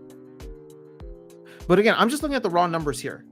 Do you think that there are 300 players that will want maybe not fully max collections, but as close to max collections as possible, especially on the major items, right? Summoners and a lot of the legendary cards. Because if those cards end up being good and they're part of the meta, like people will want those sooner rather than later. I play in Diamond with max gold. Fair enough. Richard says, might take a little bit for the deck to prove itself, meaning once people face it in ranked, then it'll sell itself to the... Yeah, well, you know what? You're right. I mean, maybe a week is too short of a time frame. But, and maybe my two assumptions are maybe a week is too short of a time frame and that there's more players in the game than there actually are. But I don't know. I'm feeling optimistic. I need to know if land launched successfully on 11/28 before I make a guess on the general sale. Well, Mondroid, I'm sorry, we cannot help you there. Nobody knows when land is going to come out. So, Aaron, I am probably going for summoners and may not go for regular cards. But here's the thing. Again, like, it doesn't matter. Cards, summoners, legendary, like 3,400 packs means that there's going to be a maxed copy of a card, right? So if somebody takes that max copy of a card, but more than 300 people want it, that's what I'm trying to get at. If more than 300 people want like a max copy of this card, and 1 million packs only gives it to 300, then I think people will start opening packs chasing those cards, as Darkest Night says, right? You need to have chasers. You think there'll be a dip in Rebellion prices after pre-sale? I don't know. I have no idea. I can understand the argument somebody just said earlier that people who are just chasing, pre-sale stuff right now, they'll probably end up selling because it's not gonna benefit them anymore to be holding on to the packs if they need liquid capital. If they don't, then they may end up holding on to it so they can start on the conflicts as soon as that goes live. And I don't know what the status of that is, but my guess and what the team has said so far is that conflicts are going to be live. Like the first one's going to be live shortly after the general sale starts, so that we get our first airdrop. Excuse me. So we get our first airdrop in the new year. I think I remember reading that in one of the posts. And so, yeah, to Richard's point here, won't conflicts chew up some of those on leaderboards? People might not dump. So it's only if people need extra, right? If people have way too many extra, and they were just cycling money for the airdrops and for the promo cards. But moving forward, they're not going to get those promo cards. Not the promo, but the airdrop cards, unless they are holding onto the packs. Lapses also thinks lots of players are willing to wait for prices to come down. I'm not planning on buying packs, but focus on getting key cards from the market at reasonable prices. Fair enough. Okay, I'll buy and hold. Thank you for the financial advice. Yep, conflicts will prevent dumping. You would lose so much in airdrops otherwise. Well, that's a good point, right? Like, unless people need the capital now, and unless maybe they just went super heavy on the pre-sale, and then they're just gonna, wait it out, sell out here.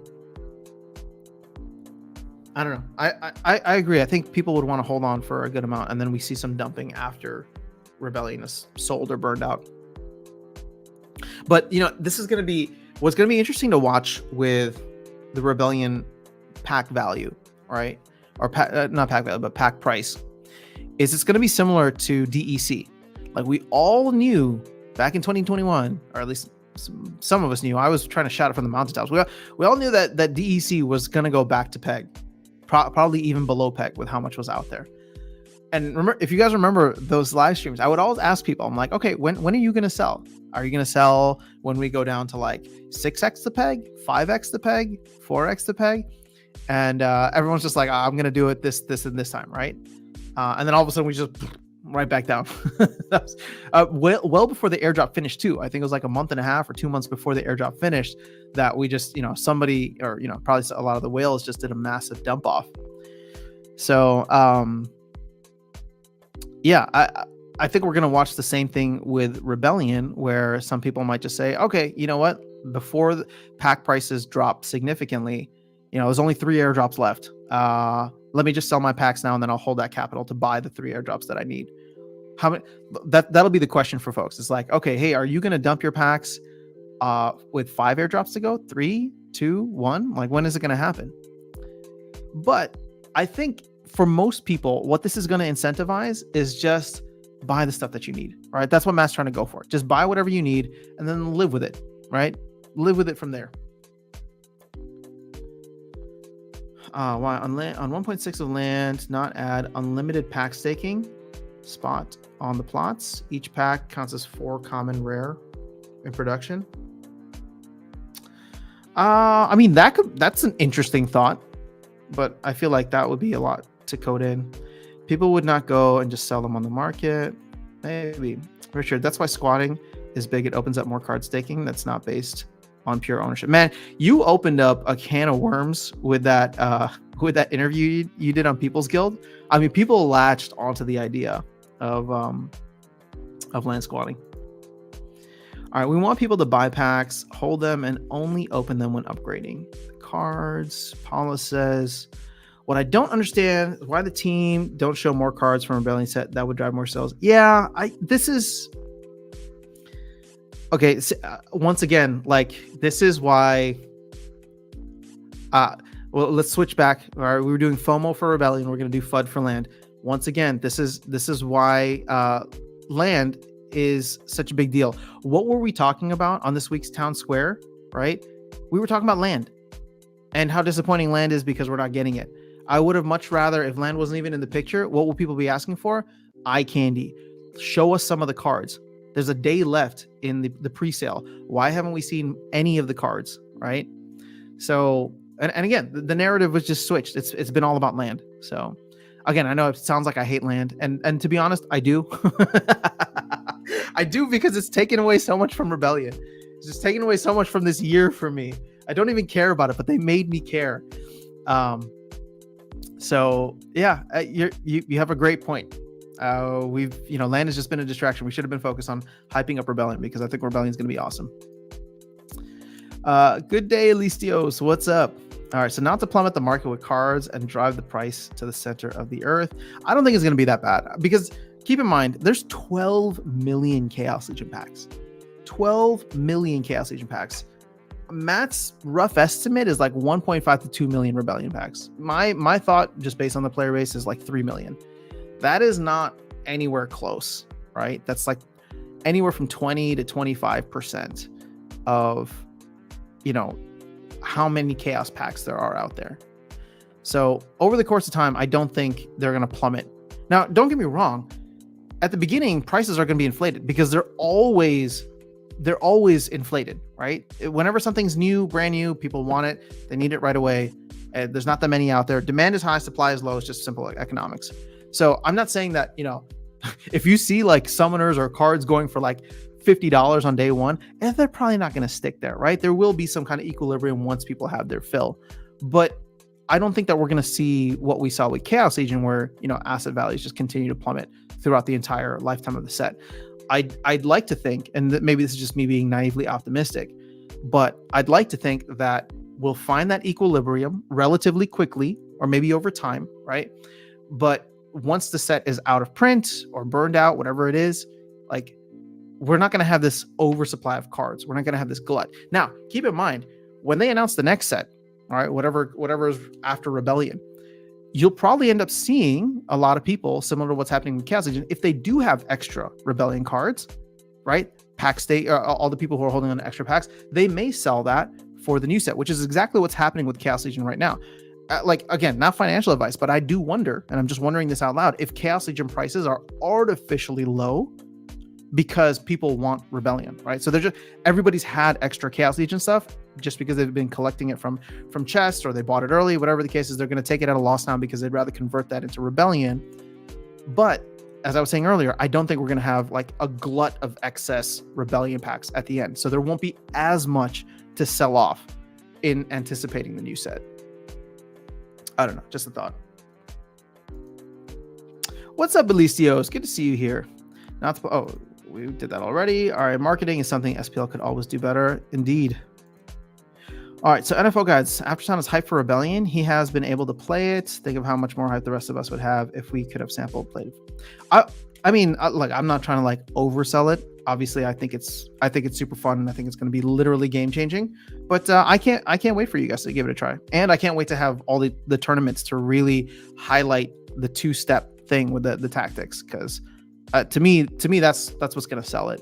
So my hope is that the infrastructure for tournaments changes for two reasons, right? One, because Rebellion's out, but then two, because Claiborne's at the wheel now. So we have hopefully someone that we can collaborate with. He's at the wheel for the DAO stuff. So hopefully we can have someone we can collaborate with to make tournaments way more exciting, because as it stands, I mean, I play in a bunch of, anytime tournaments because it's like free money. And I kind of don't like the fact that the DAO gives out so much in rewards. I would rather, like, if you want to enter something, like, maybe we shouldn't be giving out rewards all the way to like the 128th spot or the 256th spot. Maybe that's a suggestion that I'll make. Like, rewards should only be like for the premier, people entering. And maybe here's the thing, that might reduce the amount of people participating, but it would also reduce the amount of SPS that's coming into the mix, right? And it would save it for the people who are actually good. Now, okay, good is going to be a relative term, because I know many people are going to come and be like, oh, but what about the battle helpers? And you know what? You're right. I don't know what to do about the battle helpers.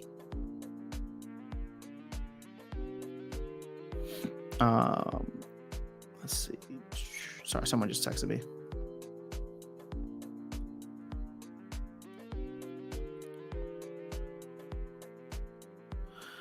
Okay.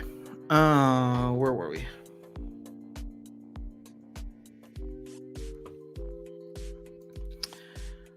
What's up, Rye and Dave? Good to see you here. Brandon, good to see you too. $3 packs are cheap. Guys, that's financial advice from Brandon. Also, loved your stream with Neil. Hope you guys do it more regularly. All right, so Virus saying, I just bought more off the market. I was hoping someone would be dropping more on there. How much are they going for? $3? They were like a little bit lower than that last time I checked. It's like $2.90. But maybe are we hyping it up now? Are we impacting the market? Let's see. Rebellion. Oh no, it still is $2.91. Or actually, let me see what the spread is. $2.97, $2.91. Okay, so yeah, close to $3.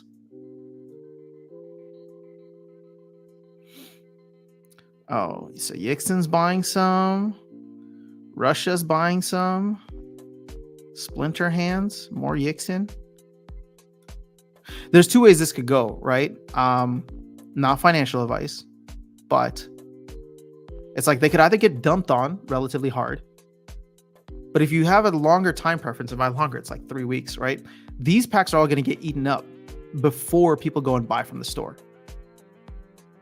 So if the store's selling them for $4 plus vouchers, it's like a 33% gain in the next 3 weeks. Maybe. Am I doing that? No, I'm not. This is not financial advice. Don't do that unless you have like money that you want to play with. But again, you didn't hear it from me. Many large accounts are more intentional this time around. Yep, I agree. Can't do everything at the same time anymore, and future opportunity cost inside and outside SPL is unknown. Indeed. I mean, and this is, so it's funny you bring up the opportunity cost buzzword again, right? Like this is why I know we're gonna we'll throw a little FUD around in honor of Darkest Night, but like we were having conversation yesterday, and the Prime token for Parallel, which is a game that he and I both really enjoy playing right now, that went up. That was $2 in June, right? June, July, and it went up to $6. I think it hit $6.30 yesterday. So we were talking about it. It's just like for him, he's like, what were we doing in June? He's like, we were focused on land that's still not delivered today. He's like, there's the opportunity cost. He's like, can you imagine if I'd spent more time in Parallel and had been buying stuff, cards and assets in Parallel, right? That's the opportunity cost right there. That's a 3x. Whereas, SPS hasn't not done a 3x. In fact, it's probably gone down since the summer. So, these are, I'm trying to share the conversations with you guys that I'm having from a lot of folks that used to be big spenders in Splinterlands. So like the impact is being felt. I hope that we can turn things around with Rebellion and Land, but I just think Rebellion is going to be a bigger impact for people that actually enjoy playing the game. Big thank you to all who found and subbed to Coveted. Shameless plug. All good. All right. Opening bets on which between Half-Life 3 versus Land Tower Defense release first. Oh man, we haven't talked about tower defense in a long time. Richard, I don't know if there's anything you could share about tower defense, but I mean that's been a sore topic for a bit. All right, so are roughly 4 packs of CL worth 1 Rebellion pack?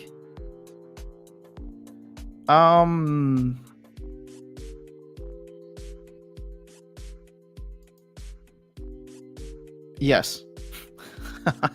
I mean, the market is kind of dictating that right now. So the reason is, okay, if I were a gambling man, if I were speculating and I was looking at the assets that I have, if I'm on a short enough time frame here, which again, that's all we're talking about, you got 4 Chaos Legion packs that you are worth $1 versus 1 Rebellion pack. If you open that Rebellion pack day 1 and those cards are super valuable, right? You have less bullets in the chamber, right? Because it's only 5 cards versus 4 cards you could have opened for Chaos Legion. But those cards, on average, day 1, week 1, are going to be worth way more than whatever you open in 4 Chaos Legion packs. So my guess is that for people right now, this is how they're justifying it. I would rather convert 4 packs into 1 Rebellion pack. But not only that, right? Not only is the if you're comparing the apples to apples, many of them, if they do this enough times, right, for every 10 times, they're also going to get a guaranteed Grimbardoon Smith promo card, right? They do this 100 times, they're going to get Mantaroth, right? And so when you look at it from that perspective,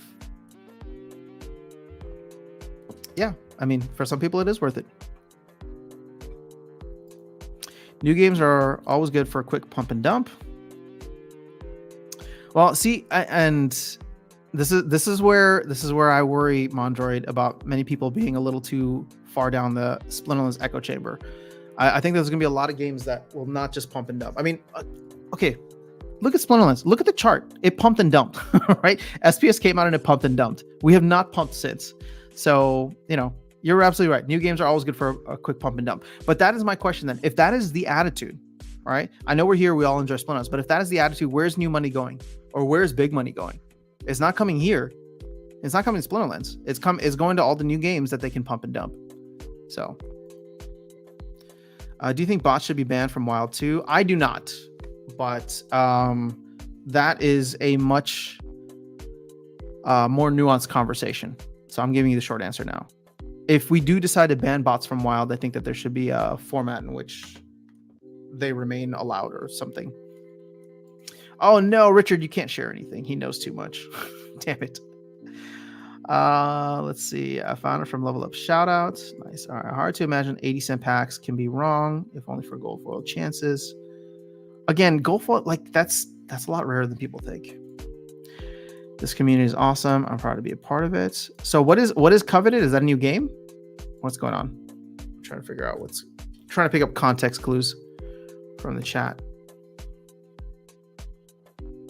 I was really hoping this would be down like another couple thousand. But SPS, all sticking well.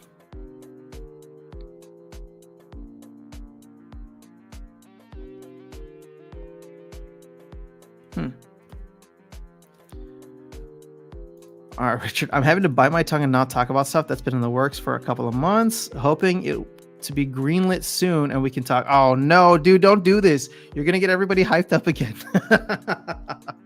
I just gotta say, I know this is a while back and things have changed, but I really used to enjoy the internal kind of like happy hour that you used to host, Richard. Those were fun times. I know it was a different time with the community or different time within the company, but there was so much to look forward to. So I'm curious to know and excited for whatever it is you guys are working on. Alt account, sorry to be mysterious. All right, well then we'll leave it at that.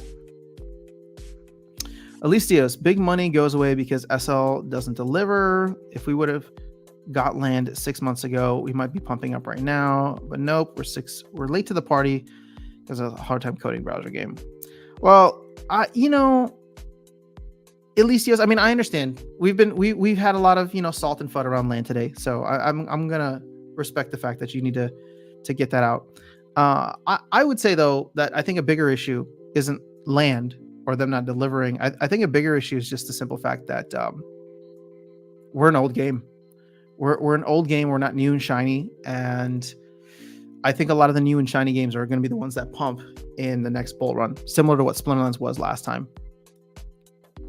Now, here's the thing. Can we buck the trend? Absolutely. But we have to show that we can do it. And to your point, so far, 6 months of delays on land are not helping. Hello, is Steve calmed down yet? What a great passionate stream. Oh, that was such a fun one. The dude, him and BB Omega just going at it. That was fun. And they even had to tell people like midstream, they're like, guys, no, we're still friends. We're still friends. We're just passionately arguing about this. I don't know if he's calmed down yet. I haven't messaged him, but we'll see. Richard, it better be a soul-keeping secret. Meanwhile, Gal is pumping, Alluvium is pumping. I mean, look, every other game is going to pump right now because they did not have playable games or as many as we did in 2021, and now this time around, they do. And Splinterlands doesn't look. It looks almost identical to where we were 2 years ago, which is why I don't know if it's going to be enough, but which is another reason why I'm excited for Rebellion, because I think Rebellion adds another element to the gameplay. So for people who came in and poo-pooed it for being an auto battler, yeah, it still is an auto battler, but there's a little bit more to it now, right? With the second step. Is that gonna be enough to bring people back? Is that gonna be enough to bring people in? I don't know, but at least it shows a progression in the game, right? We never got Battles 2.0. We never got, all these other things that people wanted. But it shows some kind of progression in the game moving forward. We need that. We need a lot more than that, but at least this will be a first step. So I might be some new live stream soon. Maybe I might be on it. I don't want to promise anything since people don't like to get their hopes up and crushed. Well, I appreciate that. That's you know what? I mean, as much as you're teasing everybody right now, I will say this: as long like let's just let everybody focus on Rebellion. Like that we can tease because hopefully that's a lot closer. But whatever it is you're working on, I'd be curious to know.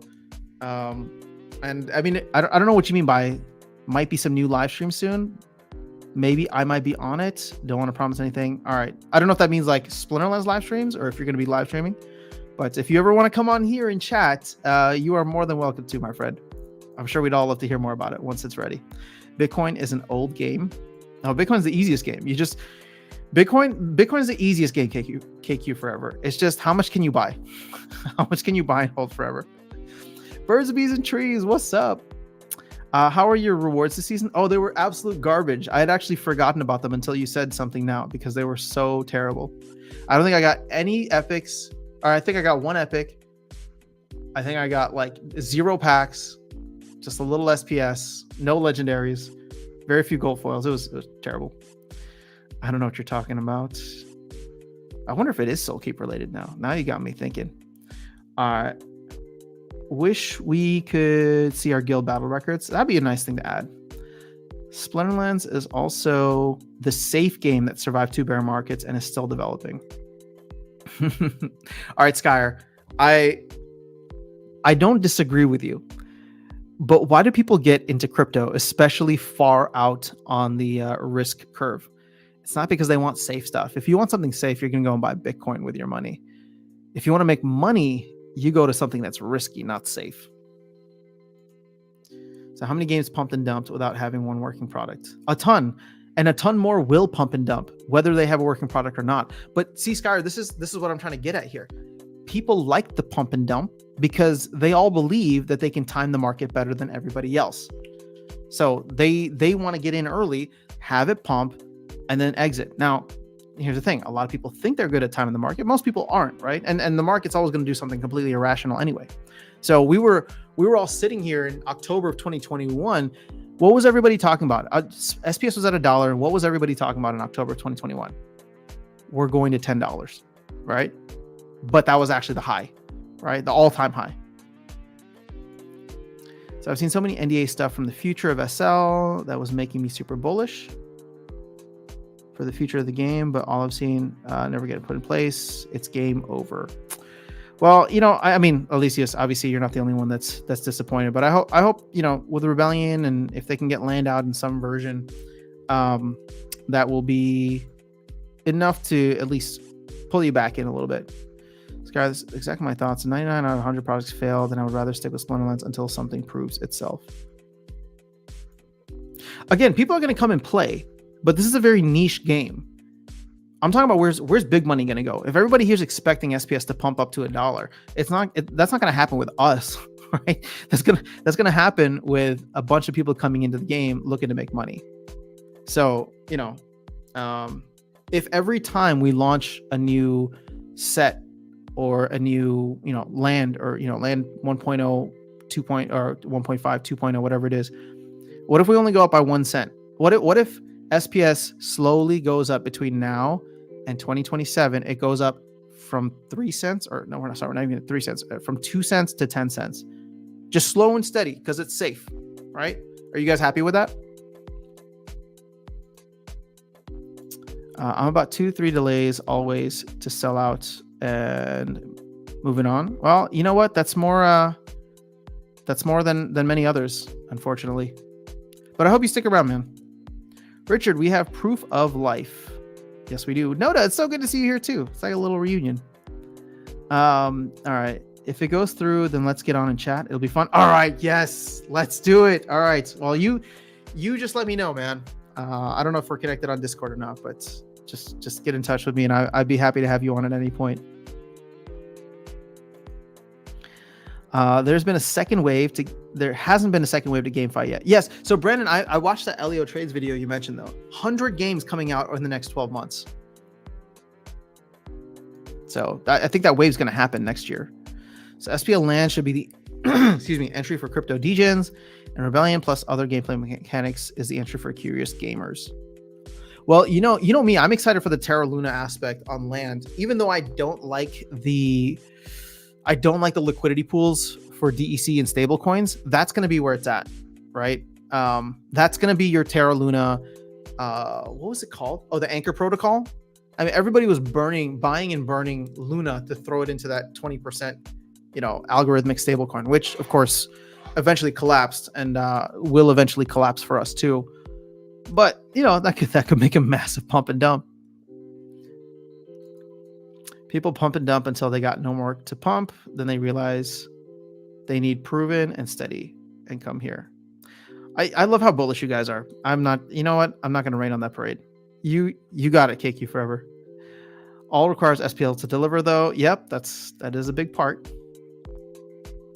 You heard it here. After sound calling for 600% gains. No. I said, Virus, are you okay with 600% gains over a 5-year time frame or 4-year time frame between now and 2027? Most people actually 600% sounds good, but that's not what you get into crypto for. You want 600% gains next month, not 4 years. What's up, Flaviano? Good to see you here. Hardpoint, yeah. Who is VC Dragon? VC Dragon is one of the Mavs. He's just known for his incredible grammar and his passion for the game. It's funny because I remember Jarvie called out VC before thinking that he was just trolling. And it's like, no, man, he's like, I think he's from Vietnam. And the way that he spells stuff makes reading his messages on Discord actually quite fun. All right, so birds. Wait, VC Dragon, is this you? Are you Blockchain Game? I think this is you. What's up, man? It's good to see you on stream. All right, so yeah, what's up? 600% is way too low for crypto investment. That's my point, Elysios. People want 600%, in a single bull run, not once the year, not over 4 years. Richard says, once the SPS pool stops minting in a couple of years, then things get interesting. I agree. But you know what? What's a kind of sobering look at this, guys? This is a fantastic chart put together by Splinter Cards. 1 second. Check this out. It's almost 60% of SPS that has not been minted yet. This big gray portion of the bar.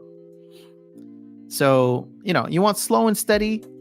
I mean, here's the place to be, right? But keep in mind, there's still 58.7%. I'm going to share something from the After Dark Fest. So I was sitting there, we were live on stream, but most of the people you could not see on camera, right? But it was everybody there. It was Darkest Night, Virus, New Age, Tails, and Walking Keys. And I went around, or I didn't go around, but I was just like, I asked everybody, I was like, who thinks here that SPS is going to go below a penny? And they all raised their hands.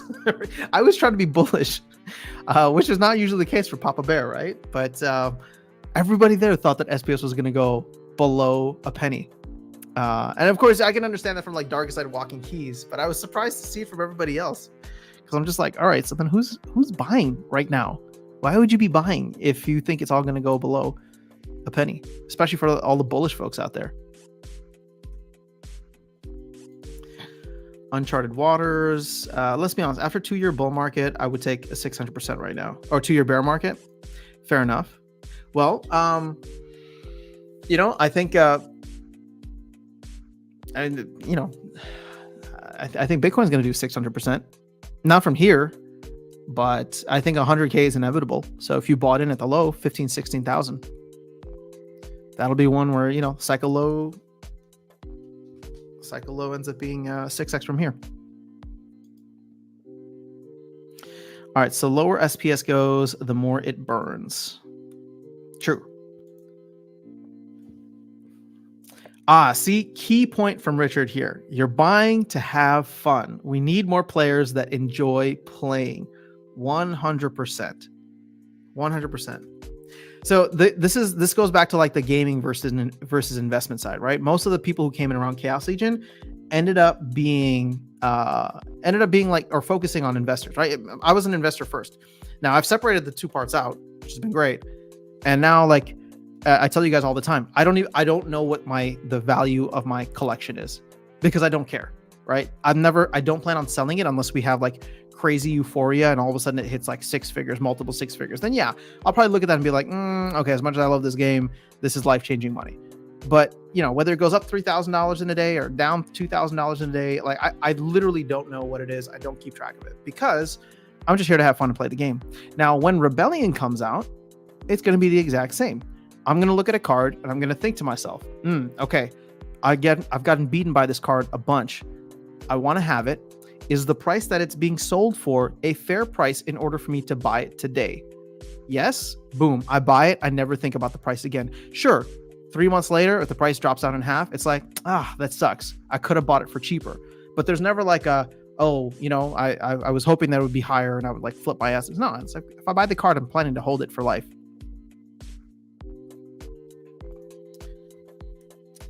Or the team has to keep giving us reasons to want DEC. The flywheel will take care of the pump. Fair enough. We're already mini mooning with land, mega delayed. Imagine when we need billions of DEC to unlock our soulbound cards. Guys, we're not. Mandra, I don't want to rain on anyone's parade here. I'm so glad that you are like feeling very bullish. So I'm happy for you. I love that you call it a mini moon. We go from 1.3 cents to 1.7 and we're in a mini moon. But hey, I agree with you. I agree with you in the sense that as long as the team keeps giving people a reason and demand, for DEC, we're gonna be fine. And again, I'm no longer worried about like longevity or long-term health of the game. I think there's enough people here that are planning to support it and will support it.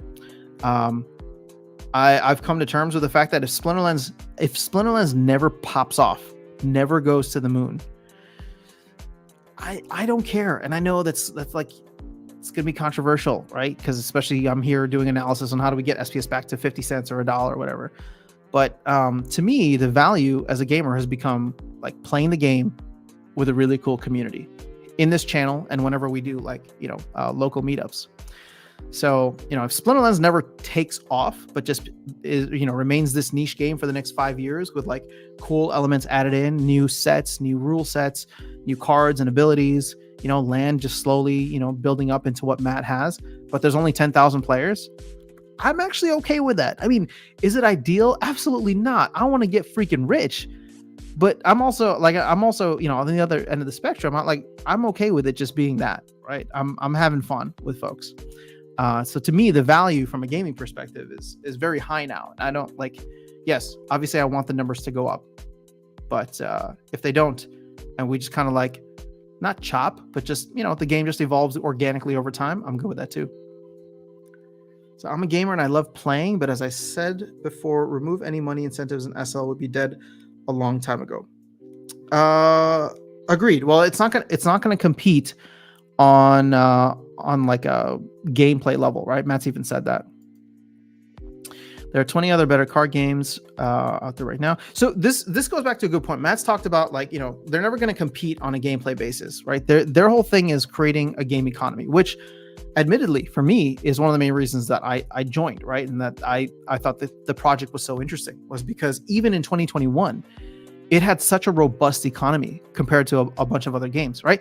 There were a bunch of projects that didn't have many games. And let's be honest, right? The Splinterlands game back then and even now is very simple, right? Yes, things have been added to the meta. It's been nice, but it's like, for me, the draw was the game economy. Even 2 years ago, right? At the height of the bull, when all other games were just concepts, I love the fact that you could come in, you could rank cards, you could earn with every game you play, right? There was a whole, there were businesses being built around the Splinterlands economy, right? You had Splex, you had Peak Monsters, you had all these different things that were being built. I'm like, oh, I'm not really seeing that in other games right now. I haven't been around enough to know if that's changed for a lot of the other bigger projects that are launching games now. But Splinterlands is still doing something right, and I think it's fair and probably the right move for Matt to actually be doubling down on the competitive advantage, which is not the game, but the game economy. And to the point, we've been fuddy about land today, but to that point, land is a big part of the game economy, and it will be a big part of the game economy. So that needs to come out at some point if they want to evolve this into whatever the next level is going to be. As long as the need for DC continues, the moon is inevitable. How many packs will be left after presale ends? Any guesses? I mean, I'm hoping 0, but at this point, we haven't really seen the fireworks take off yet. Let's see. Another 100 or so. Mondro's right. Well, people have to understand that we had to get rid of 7 billion excess DEC before we could even do anything. We are on the verge of blowing past 7 billion DEC needed in the system. I love the passion, Mondroid. All right, I'm looking forward to new gameplay mechanics, new strategy tactics opened up. Rebellion's going to be awesome, dude. I'm excited for you. For those that don't believe in crypto NFTs, just found out my bank sells them, is prepared to interact with them. That's pretty big. Yeah, what bank? I'm curious. So any concern that 14 entire regions are still unclaimed? How will the team deal with this besides land surfing? How can you surf on a land that you don't know what it is? Dude, I think land surfing is like a very much later problem. As is all those entire regions. I think land working is probably problem number 1. That's a weak argument. Why can't your game be good and have the best economy? Well, I didn't say that. I think the game can and should be awesome. But it's not, right? So it's basic in terms of like an auto battler. So all I'm saying is that the competitive advantage that Splinterlands has around it versus many of the other games is that it does have a strong game economy. That is the draw. It's not the game. It's not the card game. It's the game economy, because many other games don't have that yet, right? Yet. But there's absolutely no reason that we couldn't have an awesome game. It just comes down to allocation of resources. And I mean, look, it's been 2 layoffs over the past 12 months. So, I'm not trying to point fingers here, but I'm sure people will be able to look at that and say, well, things could have been managed differently, and they wouldn't be wrong. So we'll see where things go from here, but this is kind of the reality that we live in now. All right, so we're getting there slowly in terms of gameplay for SL, as long as new features don't require 2 years each time, and they can finally put the resources into it. Yep. We need players who want to play to earn, who understand the game stands out because of its game economy, and who are also here to play, not necessarily earn. Easy marketing job. I mean, when Axie was paying people like $25 a day, and then you had people in like Venezuela, Philippines, all these other countries around the world were like, oh, that's a salary, right? Play this game and earn that much. That was, that incentivized kind of the wrong things, obviously. Sorry, I don't want to say wrong things, because that put a lot of these games and projects on the map, specifically Splinterlands. But it incentivized the wrong kind of approach to the game. So as we move forward, I don't know what the marketing is going to look like. I don't know what maybe not even the marketing, because Splinterlands admittedly doesn't even have a marketing team anymore. But what the narrative around NFT, crypto, play to earn gaming is. I mean, you've even heard people here talk about play and earn rather than play to earn, right? I don't get it. To me, they mean the same thing. I feel like it's just semantics. But when I look at play to earn, we haven't seen a sustainable model of that exist yet. So if and until we do, I don't know what that narrative is going to be if it changes. I've never heard of that bank. Such an easy marketing job, says Richard. Brandon, good and top relative to competition are different things. Just look at SPL land. How much revenue has come in versus development costs? Arsenal Land could be the new game. Spanish, Portuguese. That's why I've never heard of it. Excited to play it. Land ho. Games like SPL have different model than Web 2 games, and even many new Web 3 games, which are just Web 2 with the goal of becoming Web 3. Own your assets. All right, I'm trying to do exactly that with coveted YouTube, advertise, enjoy playing, and maybe make enough to convince my wife to let me. Fair enough. All right, so go raise a 5 million investment round and hand that to Yaba. I bet the game will be even more gooder than the current good. Well, the thing is, Brandon, and I'm curious about this. There's a lot of other games out there that are getting that have like a ton of money, right? A ton of investment capital. I find it a little concerning that, Aggie tried for a year at this point, or almost a year, to raise funds and couldn't do it. Why? I don't know what the case is. I don't know what the holdups were, but since the we'll call it like since the layoffs last year, right? That was the stated goal, that they wanted to raise capital. And he spent 10 months trying between November of last year and September of this year and was unable to do it. Now, I don't want to get into skill sets, and I'm not trying to like throw shade on either person. I know that Aggie likes being a CEO, and I know Matt doesn't like being a CEO.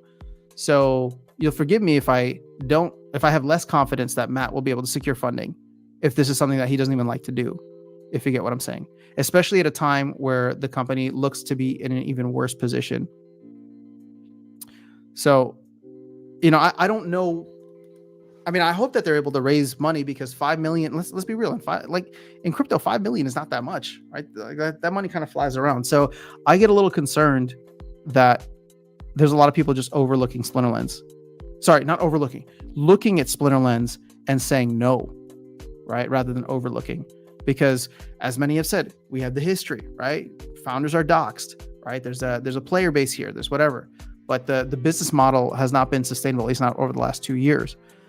So this gets me excited for, like, if we can sell 1.5 to 2 million packs, not that that's going to be enough, or it's going to be, great, but hopefully it'll be enough even if funding isn't raised, right? If Matt's estimates are super conservative and they don't get any funding, if we can sell the 2 million packs, that covers the run rate over the next 12 to 18 months, and would allow us to be in a better position in the bull run to hopefully launch a new set and have, like, token prices, asset prices go up somewhat organically with the rest of the market.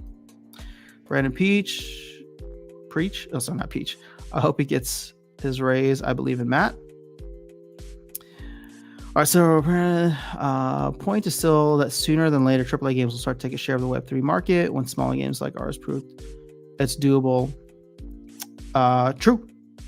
Well, okay, so Alicios, to your point, and I'll agree with you here, the window is closing on first mover advantage. How fast it closes, I don't know, but Splinterlands almost had like a 2-year head start. And they had a 2-year head start. And if you look at where they're at today versus where they were 2 years ago, I don't think, I think you can objectively make an argument that obviously they're not in as good of a spot as they were 2 years ago after going through 2 rounds of layoffs. So I'll be blunt, says Mondroid. Splinterlands royally effed up. They blew a ton of money. They practically let bots destroy the economy. They overprinted massively. They screwed up with DEC 101 SPS airdrop. Yet it's still here with a loyal fan base and making progress. That's impressive in crypto. True. All right, so Matthew, did you happen to check out People's Guild with Crypto Eater? He mentioned how marketing he had a big gripe with how marketing went in Splinterlands. He mentioned a couple things, and one thing he mentioned was ads. Sorry, I'm gonna have to scroll down here for the rest of your comments. I'm sure a lot of people will be pissed to see ads in Splinterlands, but feels like a gimme to bring funds to the team. Oh, so Splinterlands should run ads. I mean, it's an opportunity. I don't think I'd care either way. I mean, I probably would if it was like a YouTube ad and I had to like skip every time to play a game, then yeah, maybe.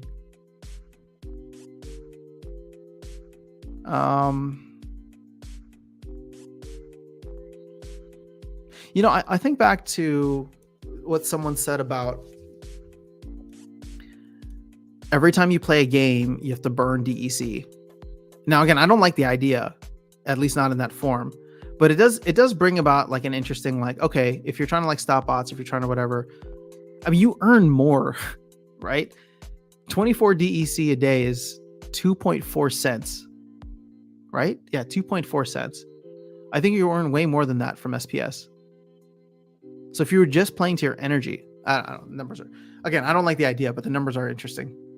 Sorry, intriguing. All right, so Brandon, play to earn and play and earn are all about intentions for the new player. Play to earn is dead, but play and earn starts first with a game with an afterthought of ownership and possible higher future value. I mean, Brandon, I like, thank you for breaking that down. They're still the same to me. And I know to you that they're not, but to me, it's just like the stigma of play to earn is, it just stinks all over play and earn. So all I can do is like chuckle to myself and giggle when I hear like play and earn versus play to earn. It's like such a slight deviation that it essentially means the same thing to me, but you're like trying to get the very few people who care about that nuance. Whereas like, I think the whole space needs to be rebranded. Why would AAA games go to Web3 when they can make way more money with the Web2 profit structure? Well, that's a good point. They would only go if they had to. I don't think AAA games could go Web3 without having a crap economy because they couldn't recoup their cost profit without crashing its market. Well, so I always use Fortnite as the example, right? I'm waiting for the Fortnite of Splinterlands, something that can come in and be that cultural phenomenon of where people get it. I buy skins in a game and I still own them and I can trade them on the secondary market. They're scarce. Is Fortnite going to do it though? To Virus's point, probably not, even though we've already seen Fortnite dabbling in Web3. So I don't know. That's a good point. Web3 will not be mainstream until access to internet and one's own banking is truly decentralized to the individual. Fair enough. That'll probably be a couple decades away. You really think that if a bunch of geeks can start Web3 games generate millions, a multi-million AAA cannot do the same exact thing? Well, I think he's talking about the incentive structure, right, Alicios?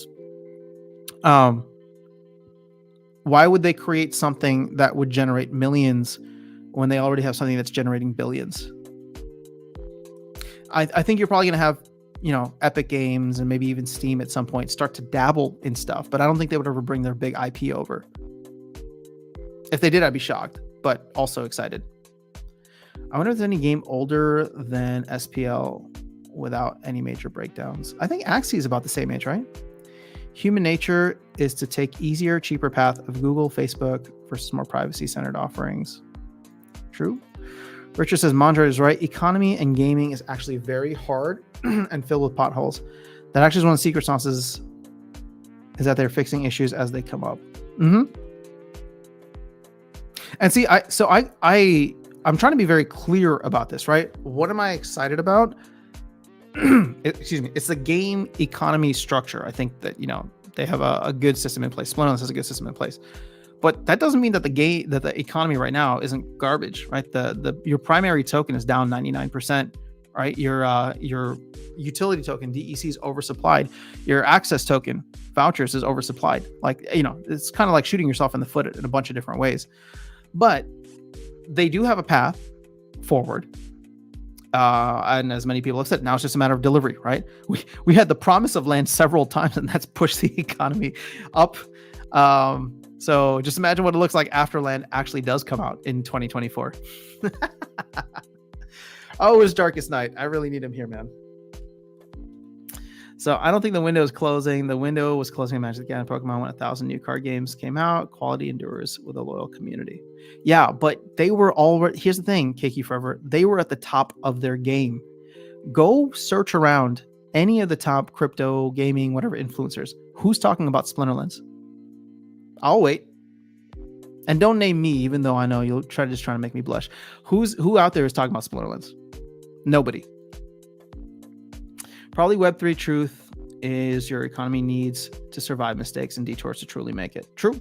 We've had a lot of mistakes, but I think a lot of things that we've implemented have been really helpful. So we'll see what that looks like after the new bull run kicks in. Could ads be the greatest anti-bot maneuver? I don't know. I mean, Dragon says sticking ads into a game is an anti-player strategy. Richard hates ads. Everyone does. Yeah, I mean, I would prefer not to have ads. So, on Hardpoint, if you could get Soul Keep up, I will dedicate time to playing on screen to drum up interest. That might bring more players into the SPL universe. Man, I cannot wait to stream Soul Keep. I just want it. I just want it January of 2021. Or sorry, 2023. Richard, yeah, and now that we're fixing the issue and draining that DEC, people want to give up on them. I hope they don't miss the moon. Oh, Mondre, I'm like, this is too bullish for me. I'm like, I'm feeling a little dirty right now. All right, so if your IP do billions in profit in the Web 2 and you can invest and create Web 3 version of the same game while simply introducing.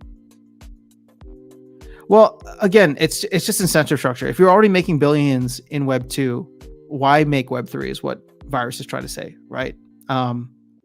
If you can't profit as much from a Web 3 version, why would you make a Web 3 if you're already making a ton of money in Web 2? This is why, in many cases, right, it's not the native applications that pop up are the ones that end up dominating. So whenever, you know, technological advancement, whatever's native to it is going to be what dominates. So that's not always going to be the case. And we live in a time and place in history that, you know, mega corporations exist. Like I don't think we've ever seen mega corporations like the ones we have today. Those have not existed to the same kind of degree that they have all throughout human history. So, you know, like when Microsoft sees something new, they just go buy the company that's going to, you know, be a part of it. But for the most part, with every like technological, you know, revolution, innovation, it's whoever like adopts it natively tends to have a much bigger head start. So that does get me excited for Splinterlands, right? If Splinterlands can, and actually this would make me really appreciate the fact that, you know, they were very focused on expanding their IP with the creative department. I also thought that was fantastic. But, you know, we're just in a place where things are difficult and we'll have to see how they navigate from here.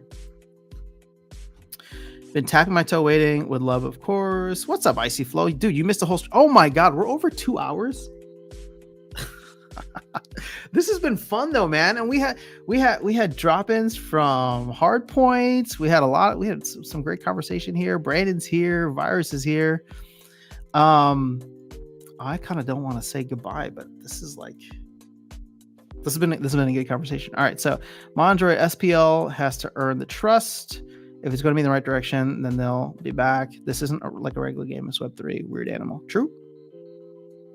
Well, and that's the thing, right? I hope Splinterlands recognizes that they've lost a lot of the trust of the community. So much so that they've lost a significant portion of the community. So now it's time to build back. It's more likely the Web 2 game will create a tiny sliver of Web 3 aspect to their offering.